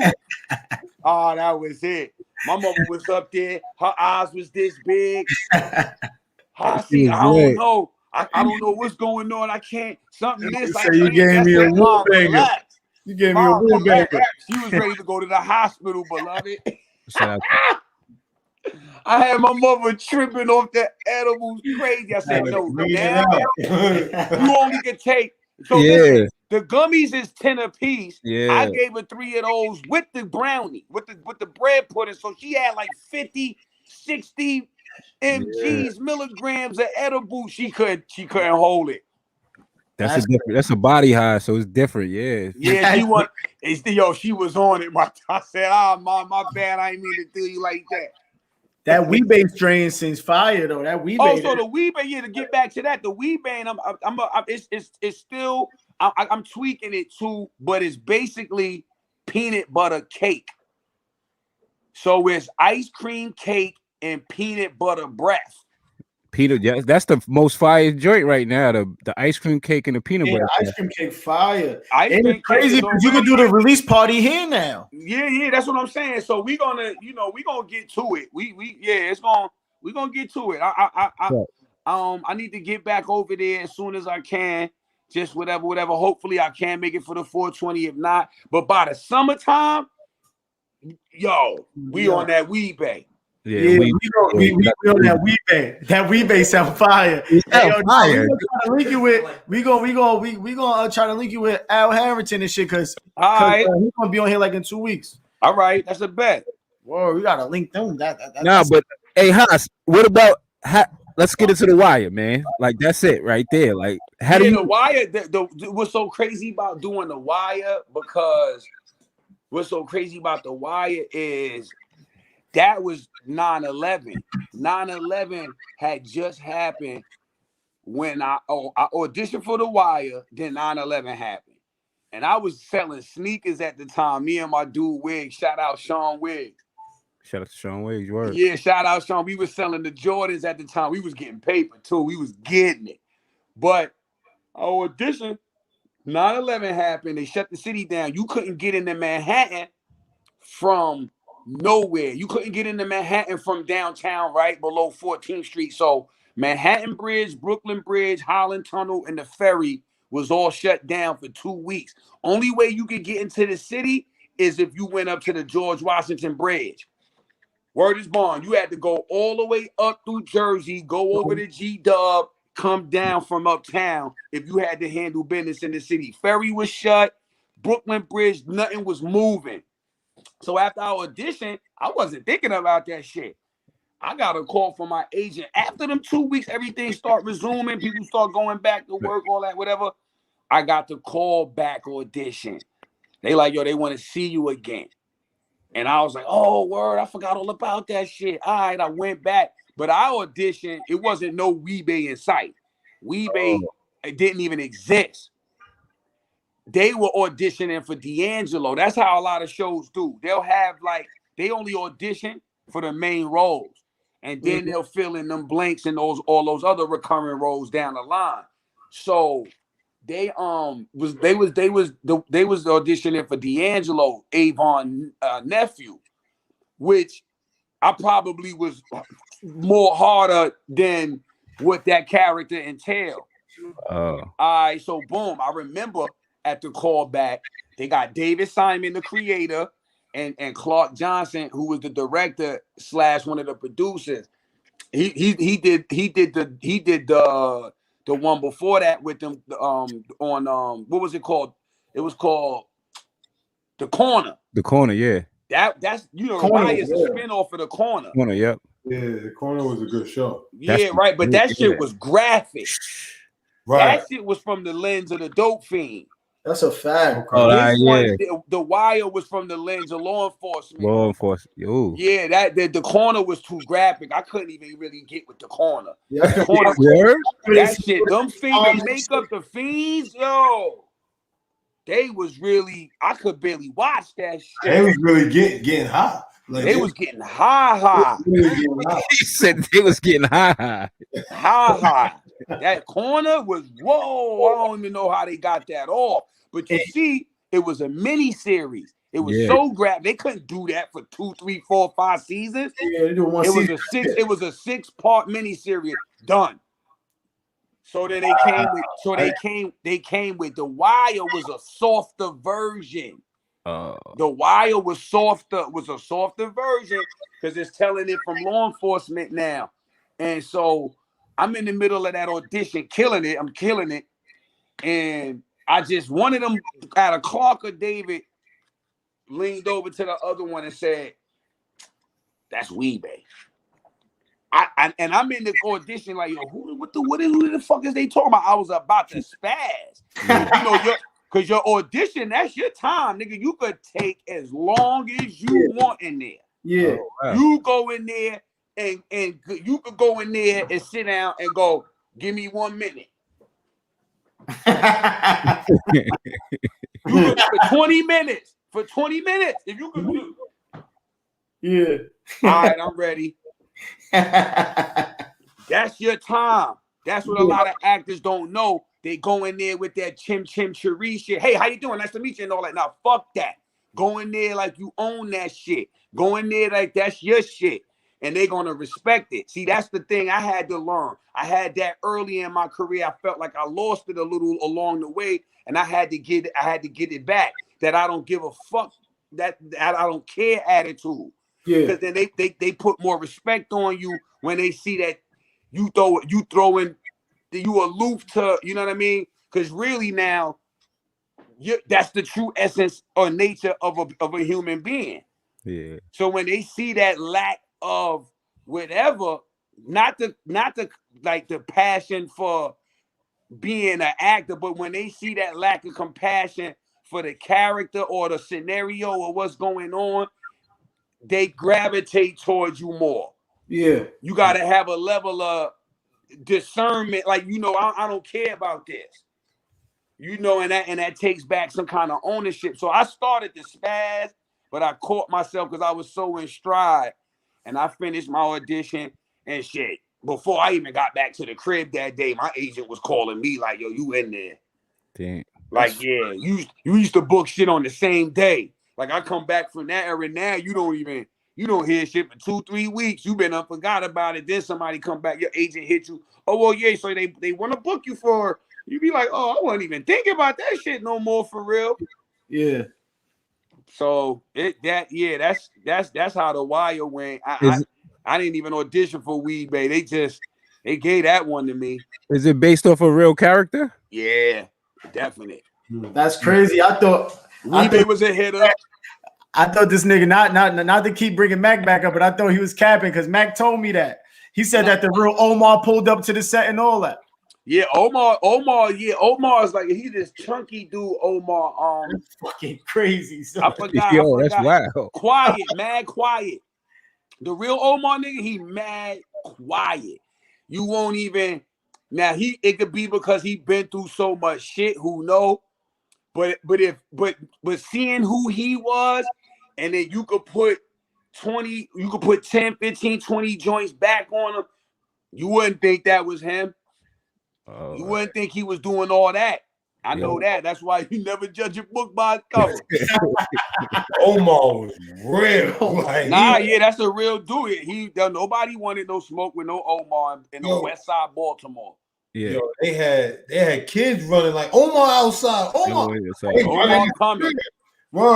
Shout out Michael K, man. Yeah, Omar coming, bro. He was coming. Now that dude was real. Wee-Bey was official though. How did the fish thing come about with the fish sandwich stuff? Like, you talking about the pit sandwich? I mean, because he liked the fish shit. He had fish, but he liked those hot ass sandwiches, the horseradish. I don't know if that was like little elements that they made up. Oh, all right, just to give some depth to the characters. Because I thought that was cool. Like he liked the horseradish. Yeah. He had fish. You know, his son. I had a son on there. Yeah. So I like the way they did Wee-Bey, because instead of Wee-Bey just being this killer street dude, they gave him dimensions, and it was fun to really get that off. And I think that made it worth it. That he wasn't one dimensional. You know what I mean? He had a heart. He was about his team. Wee-Bey was really old school. That was it. Whatever Avon and them needed done, he was getting it done. He played his position. He knew what he was there to do. Yeah. That's it, unequivocally. That shit is fire. Hey, yo, do you think The Wire put you in a box? I mean, it definitely, see, this is the thing. It's how you want to look at it, right? You could look at the cup half full. You could look at it half empty. I look at my shit half full. Yeah. Because I remember at a panel at one of the Urban World, used to be an old film festival done by this dude named Stacy Spikes. He don't do it no more. Urban World probably went out back in 2011, 12. I don't know the last Urban World one. But I remember Sam Jackson was at a panel talking, and he was like, yo, you're an actor.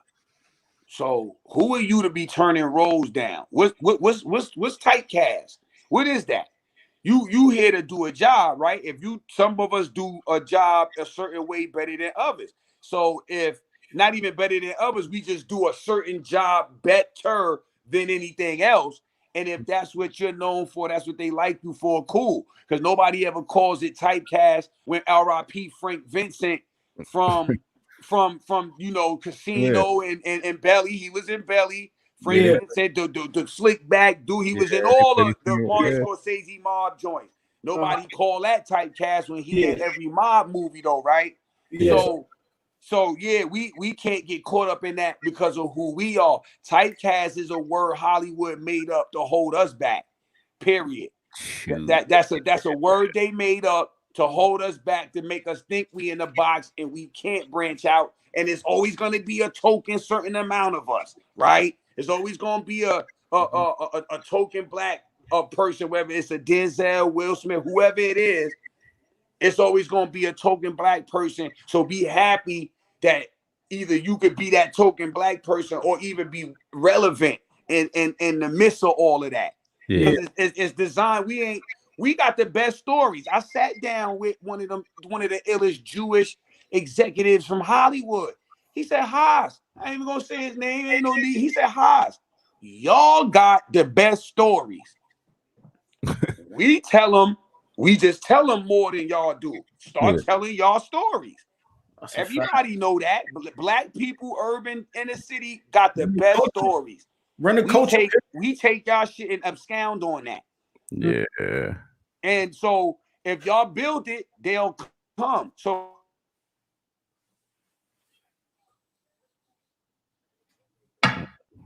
pardon. We in a place where they only gonna respect the ownership with us.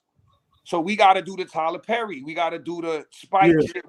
That's why, say what you want about Tyler Perry though, but man, you know what I'm saying? He changed the game, man. He went out here and he took it. He grabbed this shit by the horns for real. So that's really what they respect from us is ownership. We got to change our circumstances as far as film and television is concerned. That's why it's crazy to get For Life out there.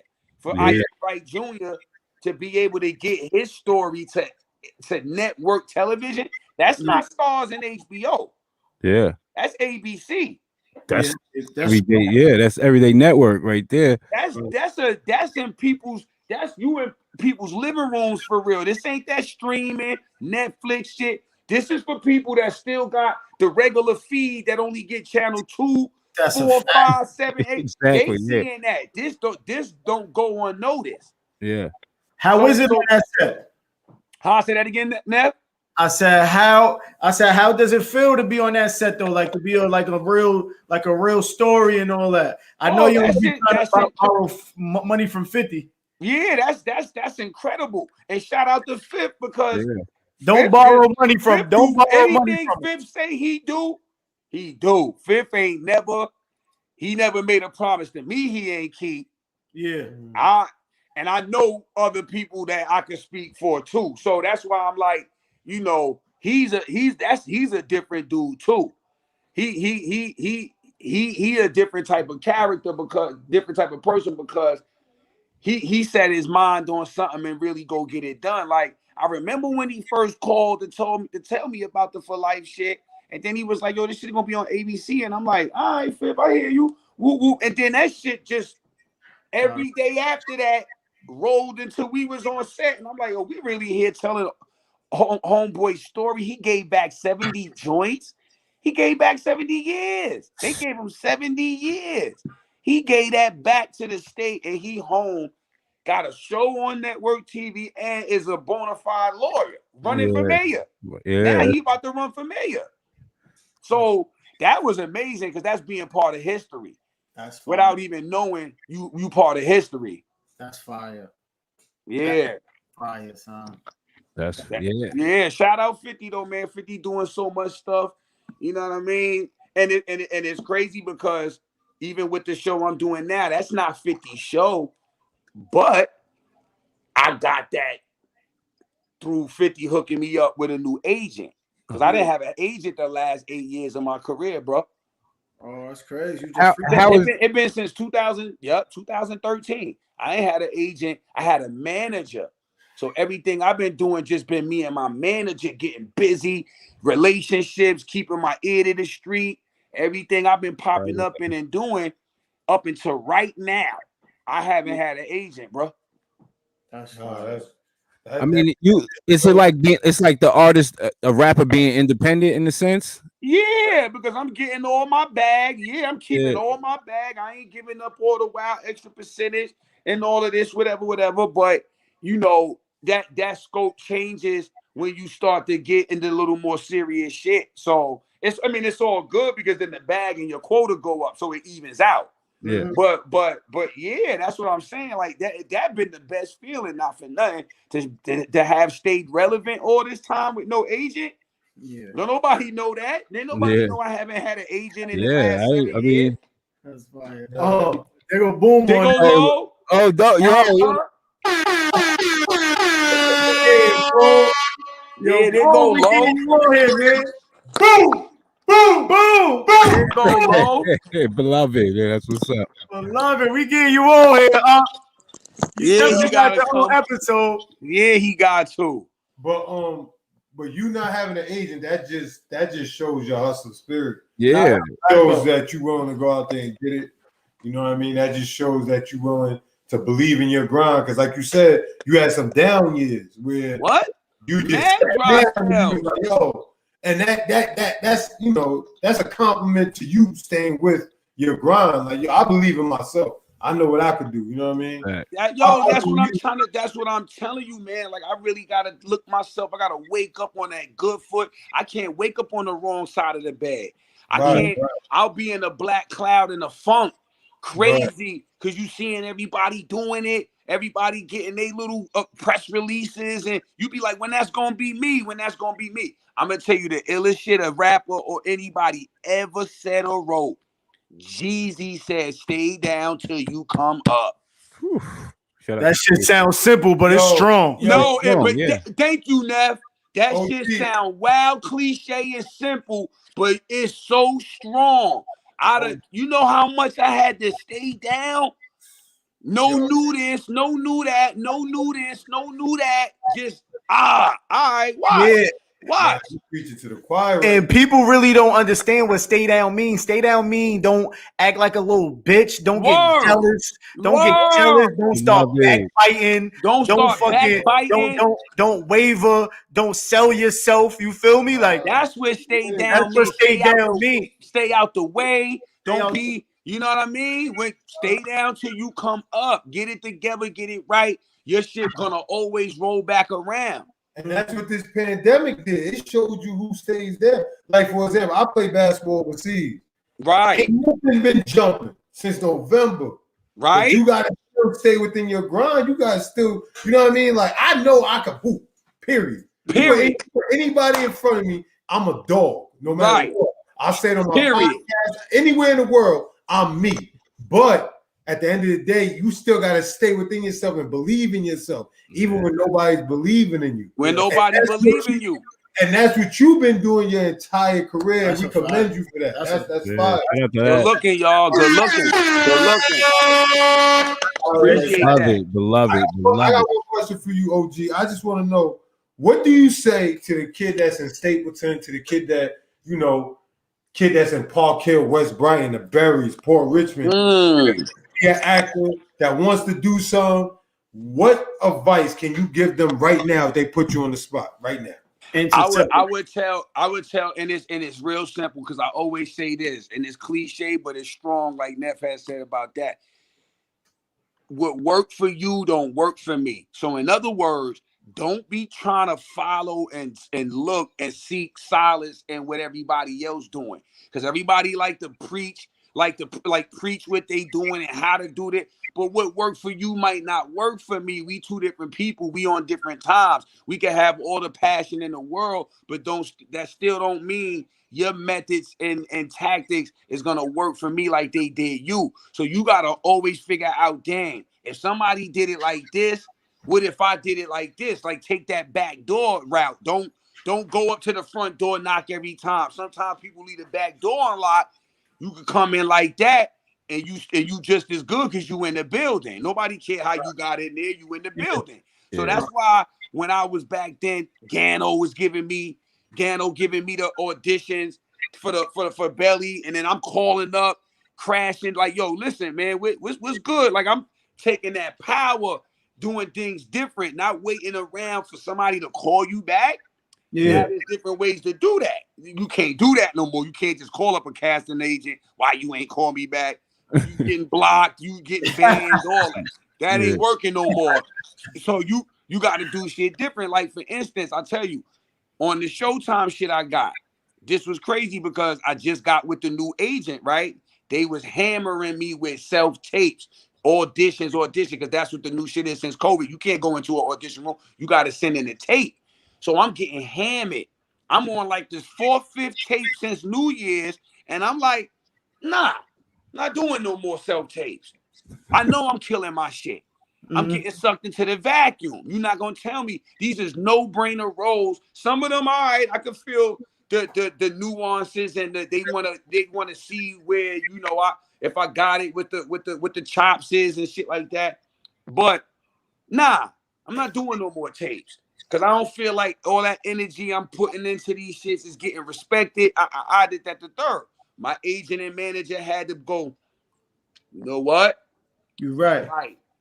Let's get creative with this shit, Haas.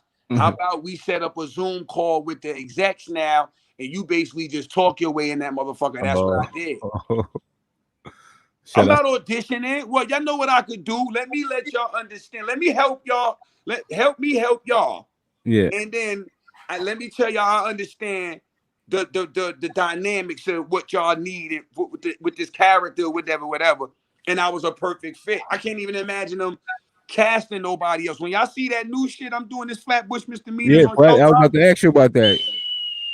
That shit is crazy. It's a comedy now, and I get to be in my bag for real. Facts. It's a comedy. I get to be in my bag. It's like I'm gonna tell you right now, it's Wee-Bey and Cliff Huxtable mixed together. If you remember the Cosby, he's so overprotective of his niece and family. Quintessential street Brooklyn dude, but so overprotective. He on dad, like he'll go from Wee-Bey to straight Cliff Huxtable, super dad, strict, you know, not having it, you know what I mean? Family man shit, and it's from one like the contrast is so wide, the spectrum is so wide, and then because it's funny, it's so dysfunctional, but it's that shit, that's that dysfunctional shit that you need. You're gonna roll one up if that's what you do. You're gonna pour one up if that's what you do, and you gonna watch this shit Sunday nights, and you gonna have a blast. You're gonna be like, yo, this is happening right now. Like, hold on. I could go for this every week.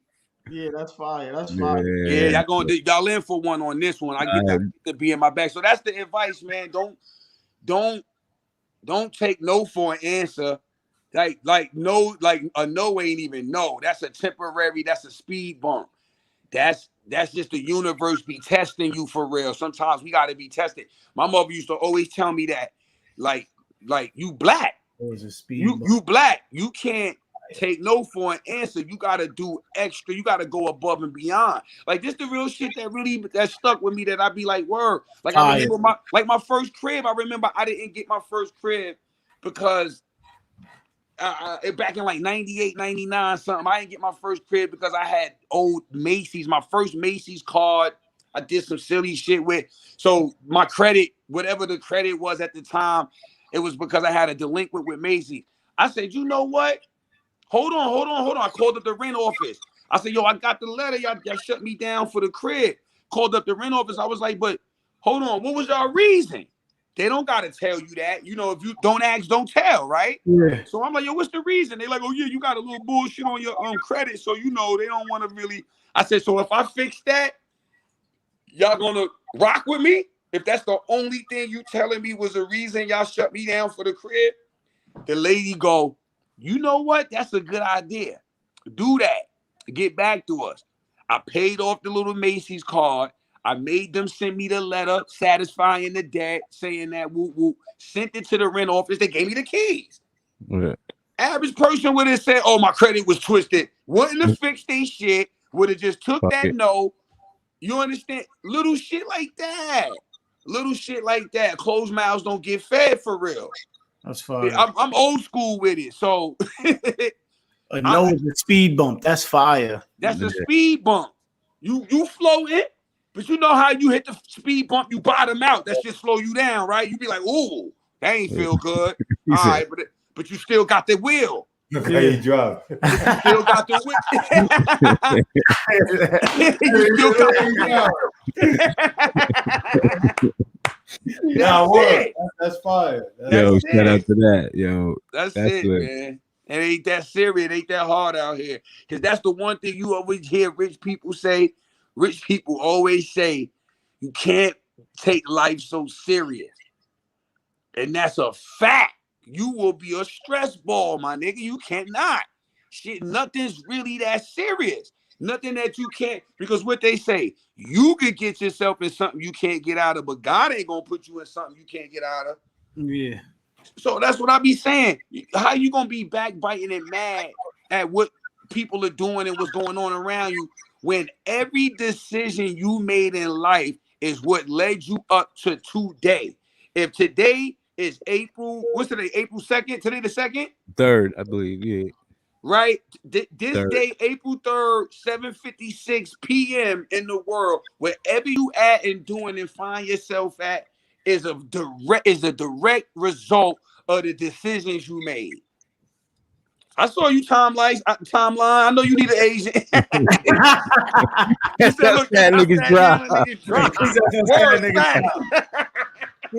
Yo, nah, that's fire though, son. Whatever, that's some real shit. Like right here, you look in the mirror and say, "I'm the reason why I'm here right now." If it's a good, if I'm doing good or I'm doing bad, or if you're doing bad, you can't blame nobody. You gotta know it's a direct result out of the decisions you made. Work you put in. What the work you put in. You know, you don't get shit if you don't work hard. You don't. So that's why I be like, yo, I'm looking at my shit like real quick. I be tripping off my own career because I'm like, yo, you got in this game so early, but then you ain't really where you at. You ain't reached your pinnacle highs. You know, it's so much more younger niggas that's coming up, getting bread, doing this and doing that. I always get into them ruts, but then I be like, yo, hold on, chill. That's not your story, though. Your story ain't everybody else's story. Like Jigga said, I can't base my shit on what everybody is or not. Yeah. Like, because your shortcomings, I'm supposed to slow down what I'm doing or vice versa. Right? So I got to look up and go, nah, you straight. You got your credit is at the best it ever been in your life. You got the most money you ever had in your life. If that's what we talking about. Yeah. But it be so much other shit missing. I can't say that though, because they can't say you're not at your pinnacle. You've been doing this shit for what, 20 years? 20 from 95 to now. So 26 years? What's that, 26 years? That's 26 years. So you can't say you're not at your pinnacle. You're not doing what you're doing. It's a lot of motherfuckers that ain't last 7-6 years. No, now that's a fact. Because that's the other shit that always catch me too. I look at so many people that ain't here no more. They came and went. That was popping too. They was popping. It was popping. They had it. Popping. Right? They had it, Neff, right? They had it. So you can't say that though. You come on. You want every year. Every year you want some facts. Every year you outside. Outside, facts. That's a fact. Every year you outside. So you can't say that though. I don't think nobody can say that. I don't think you at your pinnacle, but it's not like, oh, he didn't reach his pinnacle. Like, right. You like, I think you just one move away. Steady incline. Yeah, facts. Been a little. You going up. You ain't never go down. Even right. And stay there for a minute and relax. Like, all right, I'm about to chill. Right. Going up. You feel me? Your stock never went down. Right. Your stock never went down. Yo, honestly, I feel like you determine where your peak is and where your where your plateau at. You determine. It's you. Because I feel like if you sit there he's a success story, whether we deem it a success story or not. Yeah. Okay. Like to me, you know, being a basketball player, graduating college, going to school for free. I'm a success story to myself. Period. You know what I mean? Or maybe I'm not to myself. Whatever I deem a success story to myself is what a success story is. Yeah. So whenever OG says like, "Yo, you know, I did my thing. I got here. I put my foot in the door. I bust down the door, and I was here." Right. First nigga just bust down the door. Word. Too, You know what I mean? mean? You know what I mean? So it's like you won. I feel Just like Westbrook said. What he said? He said, I don't need. He said, I'm a champion. He said, I made it out the hood. I'm a champion. I made it out at the end of the day. And that's what a lot of people don't understand that aren't from our neighborhoods. Right. Black, white, Spanish, green, purple, whoever you are.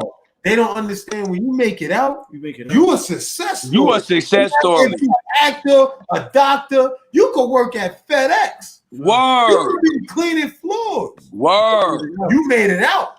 Everything else is a bonus. Word. And you made it out. You ain't hurt nobody.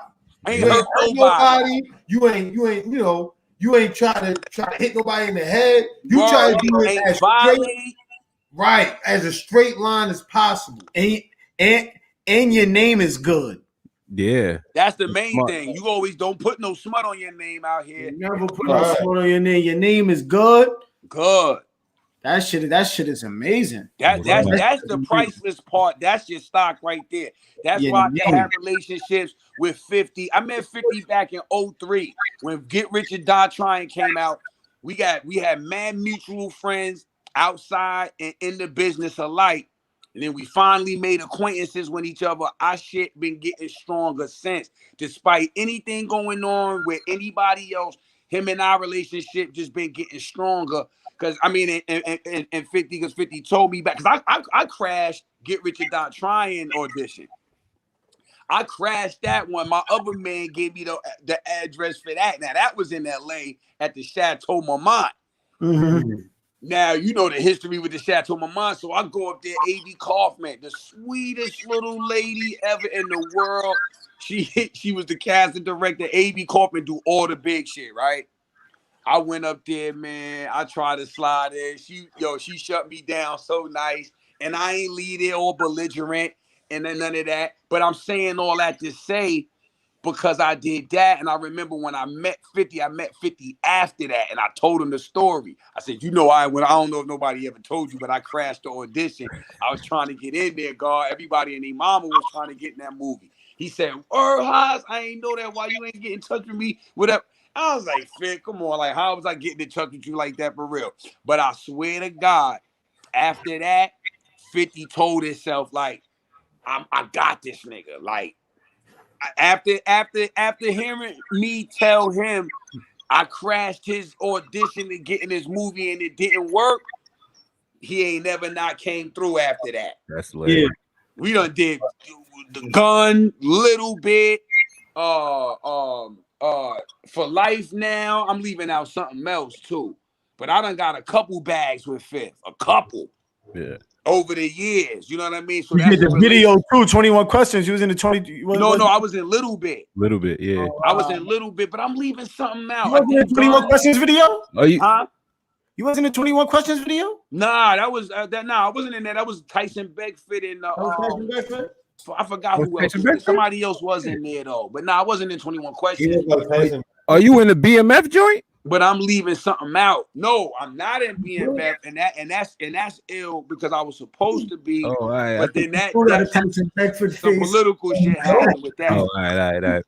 Hey, yo, nigga said you got the Tyson Beckford face. I thought you was Tyson Beckford. Tyson was lit. He was Tyson lit back was lit, then. I was trying to model too. I was trying to model too. Oh shit! I was trying to model. Yo, that's popping up. That's yo. I just want to say fucking thank you, bro. You just gave us 2 hours, 2 minutes, 46 seconds of your fucking life, bro. And I think anybody that's gonna watch this interview is gonna be inspired, bro. You really I hope so, man. They should be, man. It's out there for us, man. We just Yeah, just keep going, man. You really gotta just thank God you got, breath in your lungs, that air in your lungs. You could get up and make a difference. I'm telling you, because trust me, I be through with this shit. I be wanting to hang it up.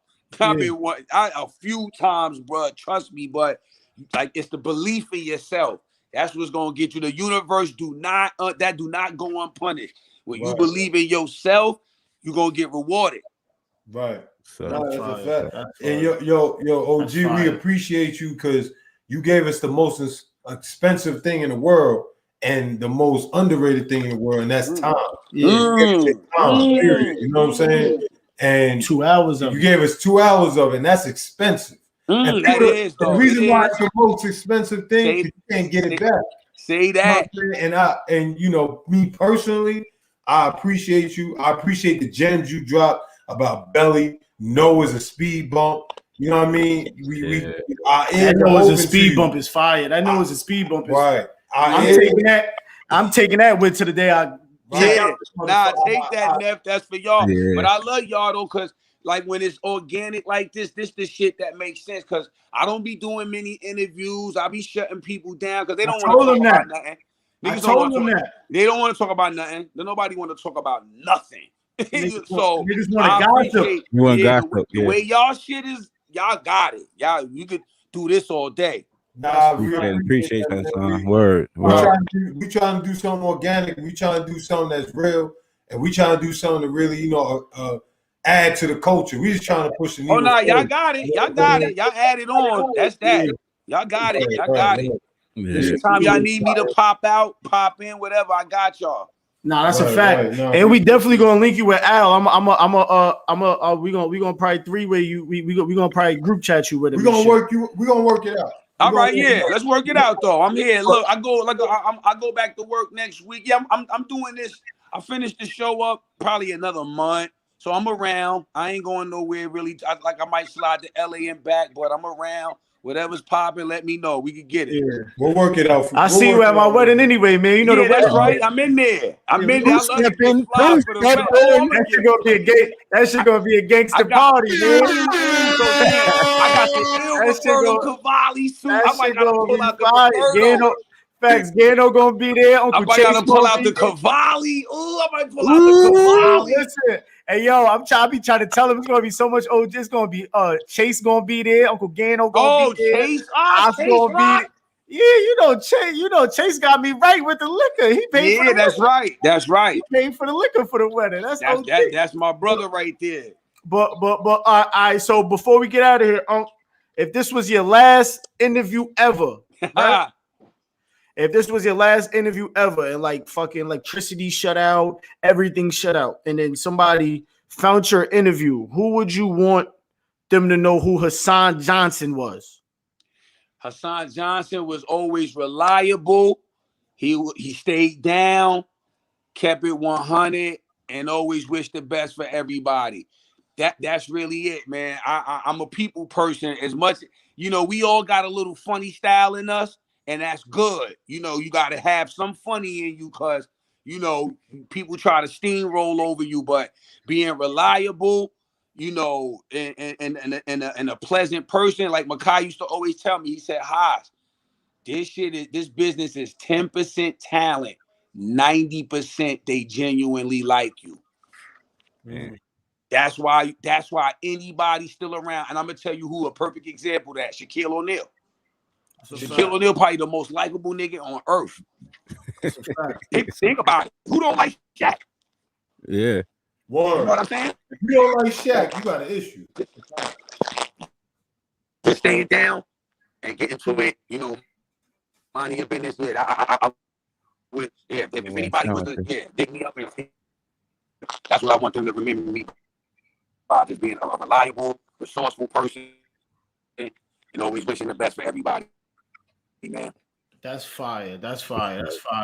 So, Unc, we go, man. We're gonna wrap this up. Yeah, I don't know why the shit sound like that. Yeah, the sound. Shit sound like some alien shit. Facts. He on his alien roll. Yeah. Right. Nigga, they like, y'all was getting it in too much. Yeah, I don't know. You good now? Nah, I don't know why it sound like that. He might gotta leave and come back in. Yeah, try to leave and come back in, huh? Yeah, This interview's fire, though. Shit is fire. Shout out to the people. Shout out to everybody checking in. Shout out to the people all the time. We got Hassan Johnson in the building, big dog, talking that shit. He's talking that shit. Shout out to Clay Thompson to my left. I didn't get to tell people he was about to be Rory of this show this week. Y'all niggas are the funniest in the world. We can have a debate on this show. He was about to get this guy kicked next off. to me thinks he's freaking Smokey Robinson of this shit. I don't get what he understands, boy. Like he thinks because he could just talk, he's right about everything. Nah, this ain't how it works over here, man. All right. It's not how it works over here. Yo, man. Woman. Shout out to everybody want to check in, man. Shout out to that. We got some good people. Timeline Brice keeping that shit hilarious. Super. They're talking about he need house agent. Nah, he said the series was confused. Yo, nigga said that's how Staten Island niggas drive. Niggas is yo, man. We truly appreciate everybody that tapped in for real, man. It's we're trying to get better every week. We're trying to, make this a fun experience for everybody. We're trying to push the culture forward. If you guys have any suggestions, anything you want to see from us, please hit us in the DMs. At Beloved Talk on Beloved Talk Podcast on IG, on Beloved on Facebook. And just interact with us. You know what I mean? We doing the best we can. Any ideas? And we're getting better. Any guests? Any guests? Yeah. You have to be famous too to come up here. You know what I mean? Yeah. We're Don't getting get better. discouraged. Right, we're getting better. We'll be rolling out our next set of interviews soon, and we're gonna stay in touch, man. We're gonna keep this going. That's a fact. Especially if Smokey Robinson to my left chills out, we're gonna be all right. Smokey Robinson, what's up? What's up? Yo, so we good, man. This was a dope interview. I think his computer messed up, but we got 2 hours. Yeah, we got 2 hours in. Out of a legend. I think this is probably I won't say our best interview because that's disrespecting our other guests, but this is really a dope interview. Each interview has been great. Thank you to all our guests. We got we can say it because we said it already. We got Shaheem this Saturday. The Rugged Child. We got the Rugged Child this Saturday. That's going to be a good one. I need the whole Staten Island link on this one. So, Beloved. You know what I mean? You out? Let me see. Your integrity is everything. Yeah. Shout out to that. But she said, "Get Nas up here." Hey, we got a lot to talk about. I don't know. We gotta let. We got a lot to talk about. Nah, but y'all be good. Shout out to the people. Shout out to everybody. Shout out to our sponsors. Oh, he back. Wait up. Who that? He came back in? Yeah. Here we go. All right, we go. Yeah, we back in, no doubt. Yeah, the sound was crazy. Yeah, I don't know. My shit died, but I was plugged in when it died. It's crazy. So that might have been my phone did that. Okay. You good. So like I was saying, you were saying if everything died out today and this is your last interview, you would say who would Hassan Johnson would be? Yeah, like I said, man, just like a reliable, resourceful, pleasant person that always wanted to, see others, the best for others. I like to see everybody else win. Because really, you know what I used to say? And I'm going to tell you that's a good segue into this. I want to make a point. A lot of people always talk about haters, having haters and all that shit like that shit is sexy. Really ain't nobody hating on you and ain't nobody worried about you like that. That's you putting a justification on what you not doing. That's putting a justification on your shortcoming. Ain't nobody really waking up hating on you, but I never felt like I've ever had haters. Now, luckily, shit's gotten back to me. I've been fortunate enough that every time I've heard somebody talking sideways or something, it get back to me. Now that's not for an accident neither. That's because when you a genuine person out here, and mud being slung or thrown on your name, shit's gonna correct itself. Now it's up to you what you gonna do with that after the fact. Now you could confront the person, or you could just know what it is when you see them. You know what I mean? It's not for you to wake up and gotta shit on nobody. You shitting on yourself when you start that. You understand? So you should always want to see everybody win. Why? Because that's one less person that's going to take something from you. That's why I always used to be like, if all my niggas is up and I'm the last one to get up, oh, cool, because I know the other 9, 8 of them don't want nothing from me. They not coming to take nothing of mine. So all I got to do is figure my shit out. Oh, this is a cakewalk. Super cakewalk. So we be worried about the wrong things all the time. That's why I be wanting, like, that's it, man. I want to see everybody win, man. Like, I really in my heart of hearts, I'm that kind of person, because if you feel like that about other people, what's going to happen for you, there's no other, it can't not happen for you. Mm-hmm. The universe going to work itself out. That's how it go all the time. So I be wishing people the best and, like, genuinely want to see if I know you, because we don't all know each other for no reason. There's no way out of 8 billion people on the planet, we all, the people that know each other inside the circles and their networks, don't know each other for no reason. You know what I'm saying? So once we all figure what that reason is about, it's all good. And that's it. Like this is it right here. Y'all got a platform. Y'all reached out. Yeah, you doing something. Talk about it. Why wouldn't I? Why? You know what I mean? Y'all providing a service out here for people. That's real. Yeah, that's more than what a lot of people doing. That's more than the average person getting up, punching the clock when they 9 to 5. What y'all doing? This right here, this 2 hours, 15 minutes we've been going in. That's a service. Like some Rev Run shit. Y'all should be passing a collection plate around. Beloved. Fuck out of here. What we talking about? You know what I mean? Y'all need to pass a collection plate around. Give me that. Yeah. This is a service y'all providing. So that's why I appreciate. But that's all I would want it to be remembered by, man. For real. Appreciate that, man. Before we get out of here, Unc, I just really want you to know, bro, you really a legend. I'm not saying that because I knew you since I was fucking probably because when I couldn't since nothing, nigga. I remember when you was born, nigga. Yeah, that's a fact. That's a fact. I'm not saying that. I remember when you was born, nigga. I'm not saying that because we online. I'm not saying that because nothing. I really want you to know that you really are a legend. Good looking. Like, I know you mean that because listen, I know you mean that, Nev, because MD used to have his foot on my neck. That nigga was big on that respect, boy. Yeah. MD is my pops too. For y'all that don't know, that's my pops. Nah, listen. I'm talking about when I used to be at the crib. He used to just, when I was first coming around, G checking. Yo, straighten up. Yo. Yeah. Big on that respect, nigga. I love that nigga for that. That's a fact. Big on respect. So that's how I know you mean that. You already know I know you from a whole nother pedigree, dog. That's a super fact. Hey, yo, Dad. You want a joint? There you go. Oh, nah, he's sleeping. Hey, yo, look, Pop. Yo. He's sleeping. Hey, yo, Pop. Wake up, OG. Nah, because I seen OG by the corner by my store over here, Mike. Remember when I took that selfie of us? Wake your ass up, Mike. He's in the house for the podcast, Pop. Huh? Oh, okay. Yeah, right over here by Lafayette and Henderson by the crib. That was the last time I saw you. That was like pre-COVID too, Mike. Yeah.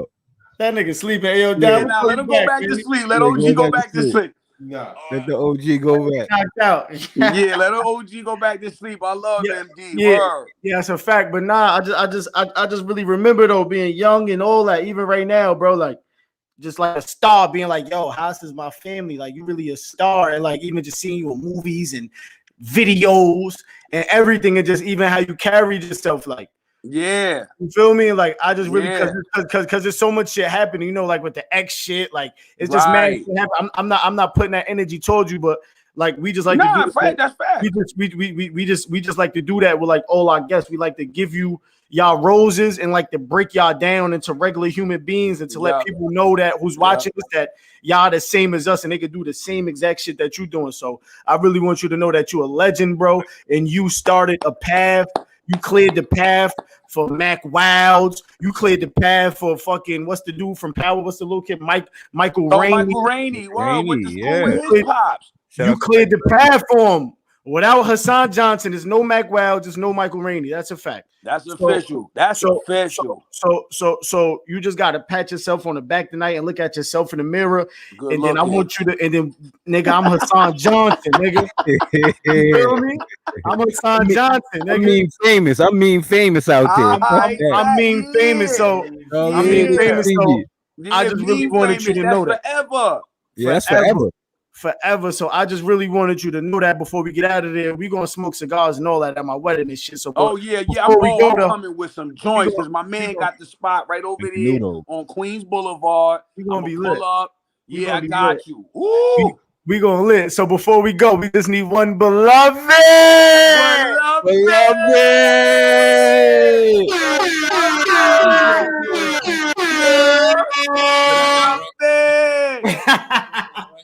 got one of the books. Hey, yo, how's this shit gonna be on? This shit gonna be on Apple Music, Google, Spotify, all of that. YouTube, got y'all. Good looking. We're gonna be lit. I'm gonna let them know too. I got y'all. Got you. We out of here. Love you, y'all. 100. 100. I am a timeline, peace. Timeline, peace.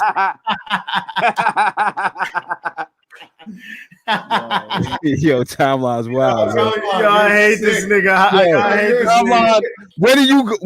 When we booking timeline? We gotta get timeline. Yeah, timeline and Smooth gotta get an episode. Both fucking clowns, bro. The niggas is fucking clowns, son. Yeah, timeline definitely gotta come up here. And I think timeline need a Dolo one. Timeline need. Timeline need a Dolo show. Timeline, you seriously need help. He needs help. Yeah, I am Hassan Johnson. Yo, Haas, clock us out, bro. I'll see you next week. Right. I love you, man. Y'all be good. I love y'all. Being beloved, all right? Peace to the people. Peace to the people. We out. Yeah.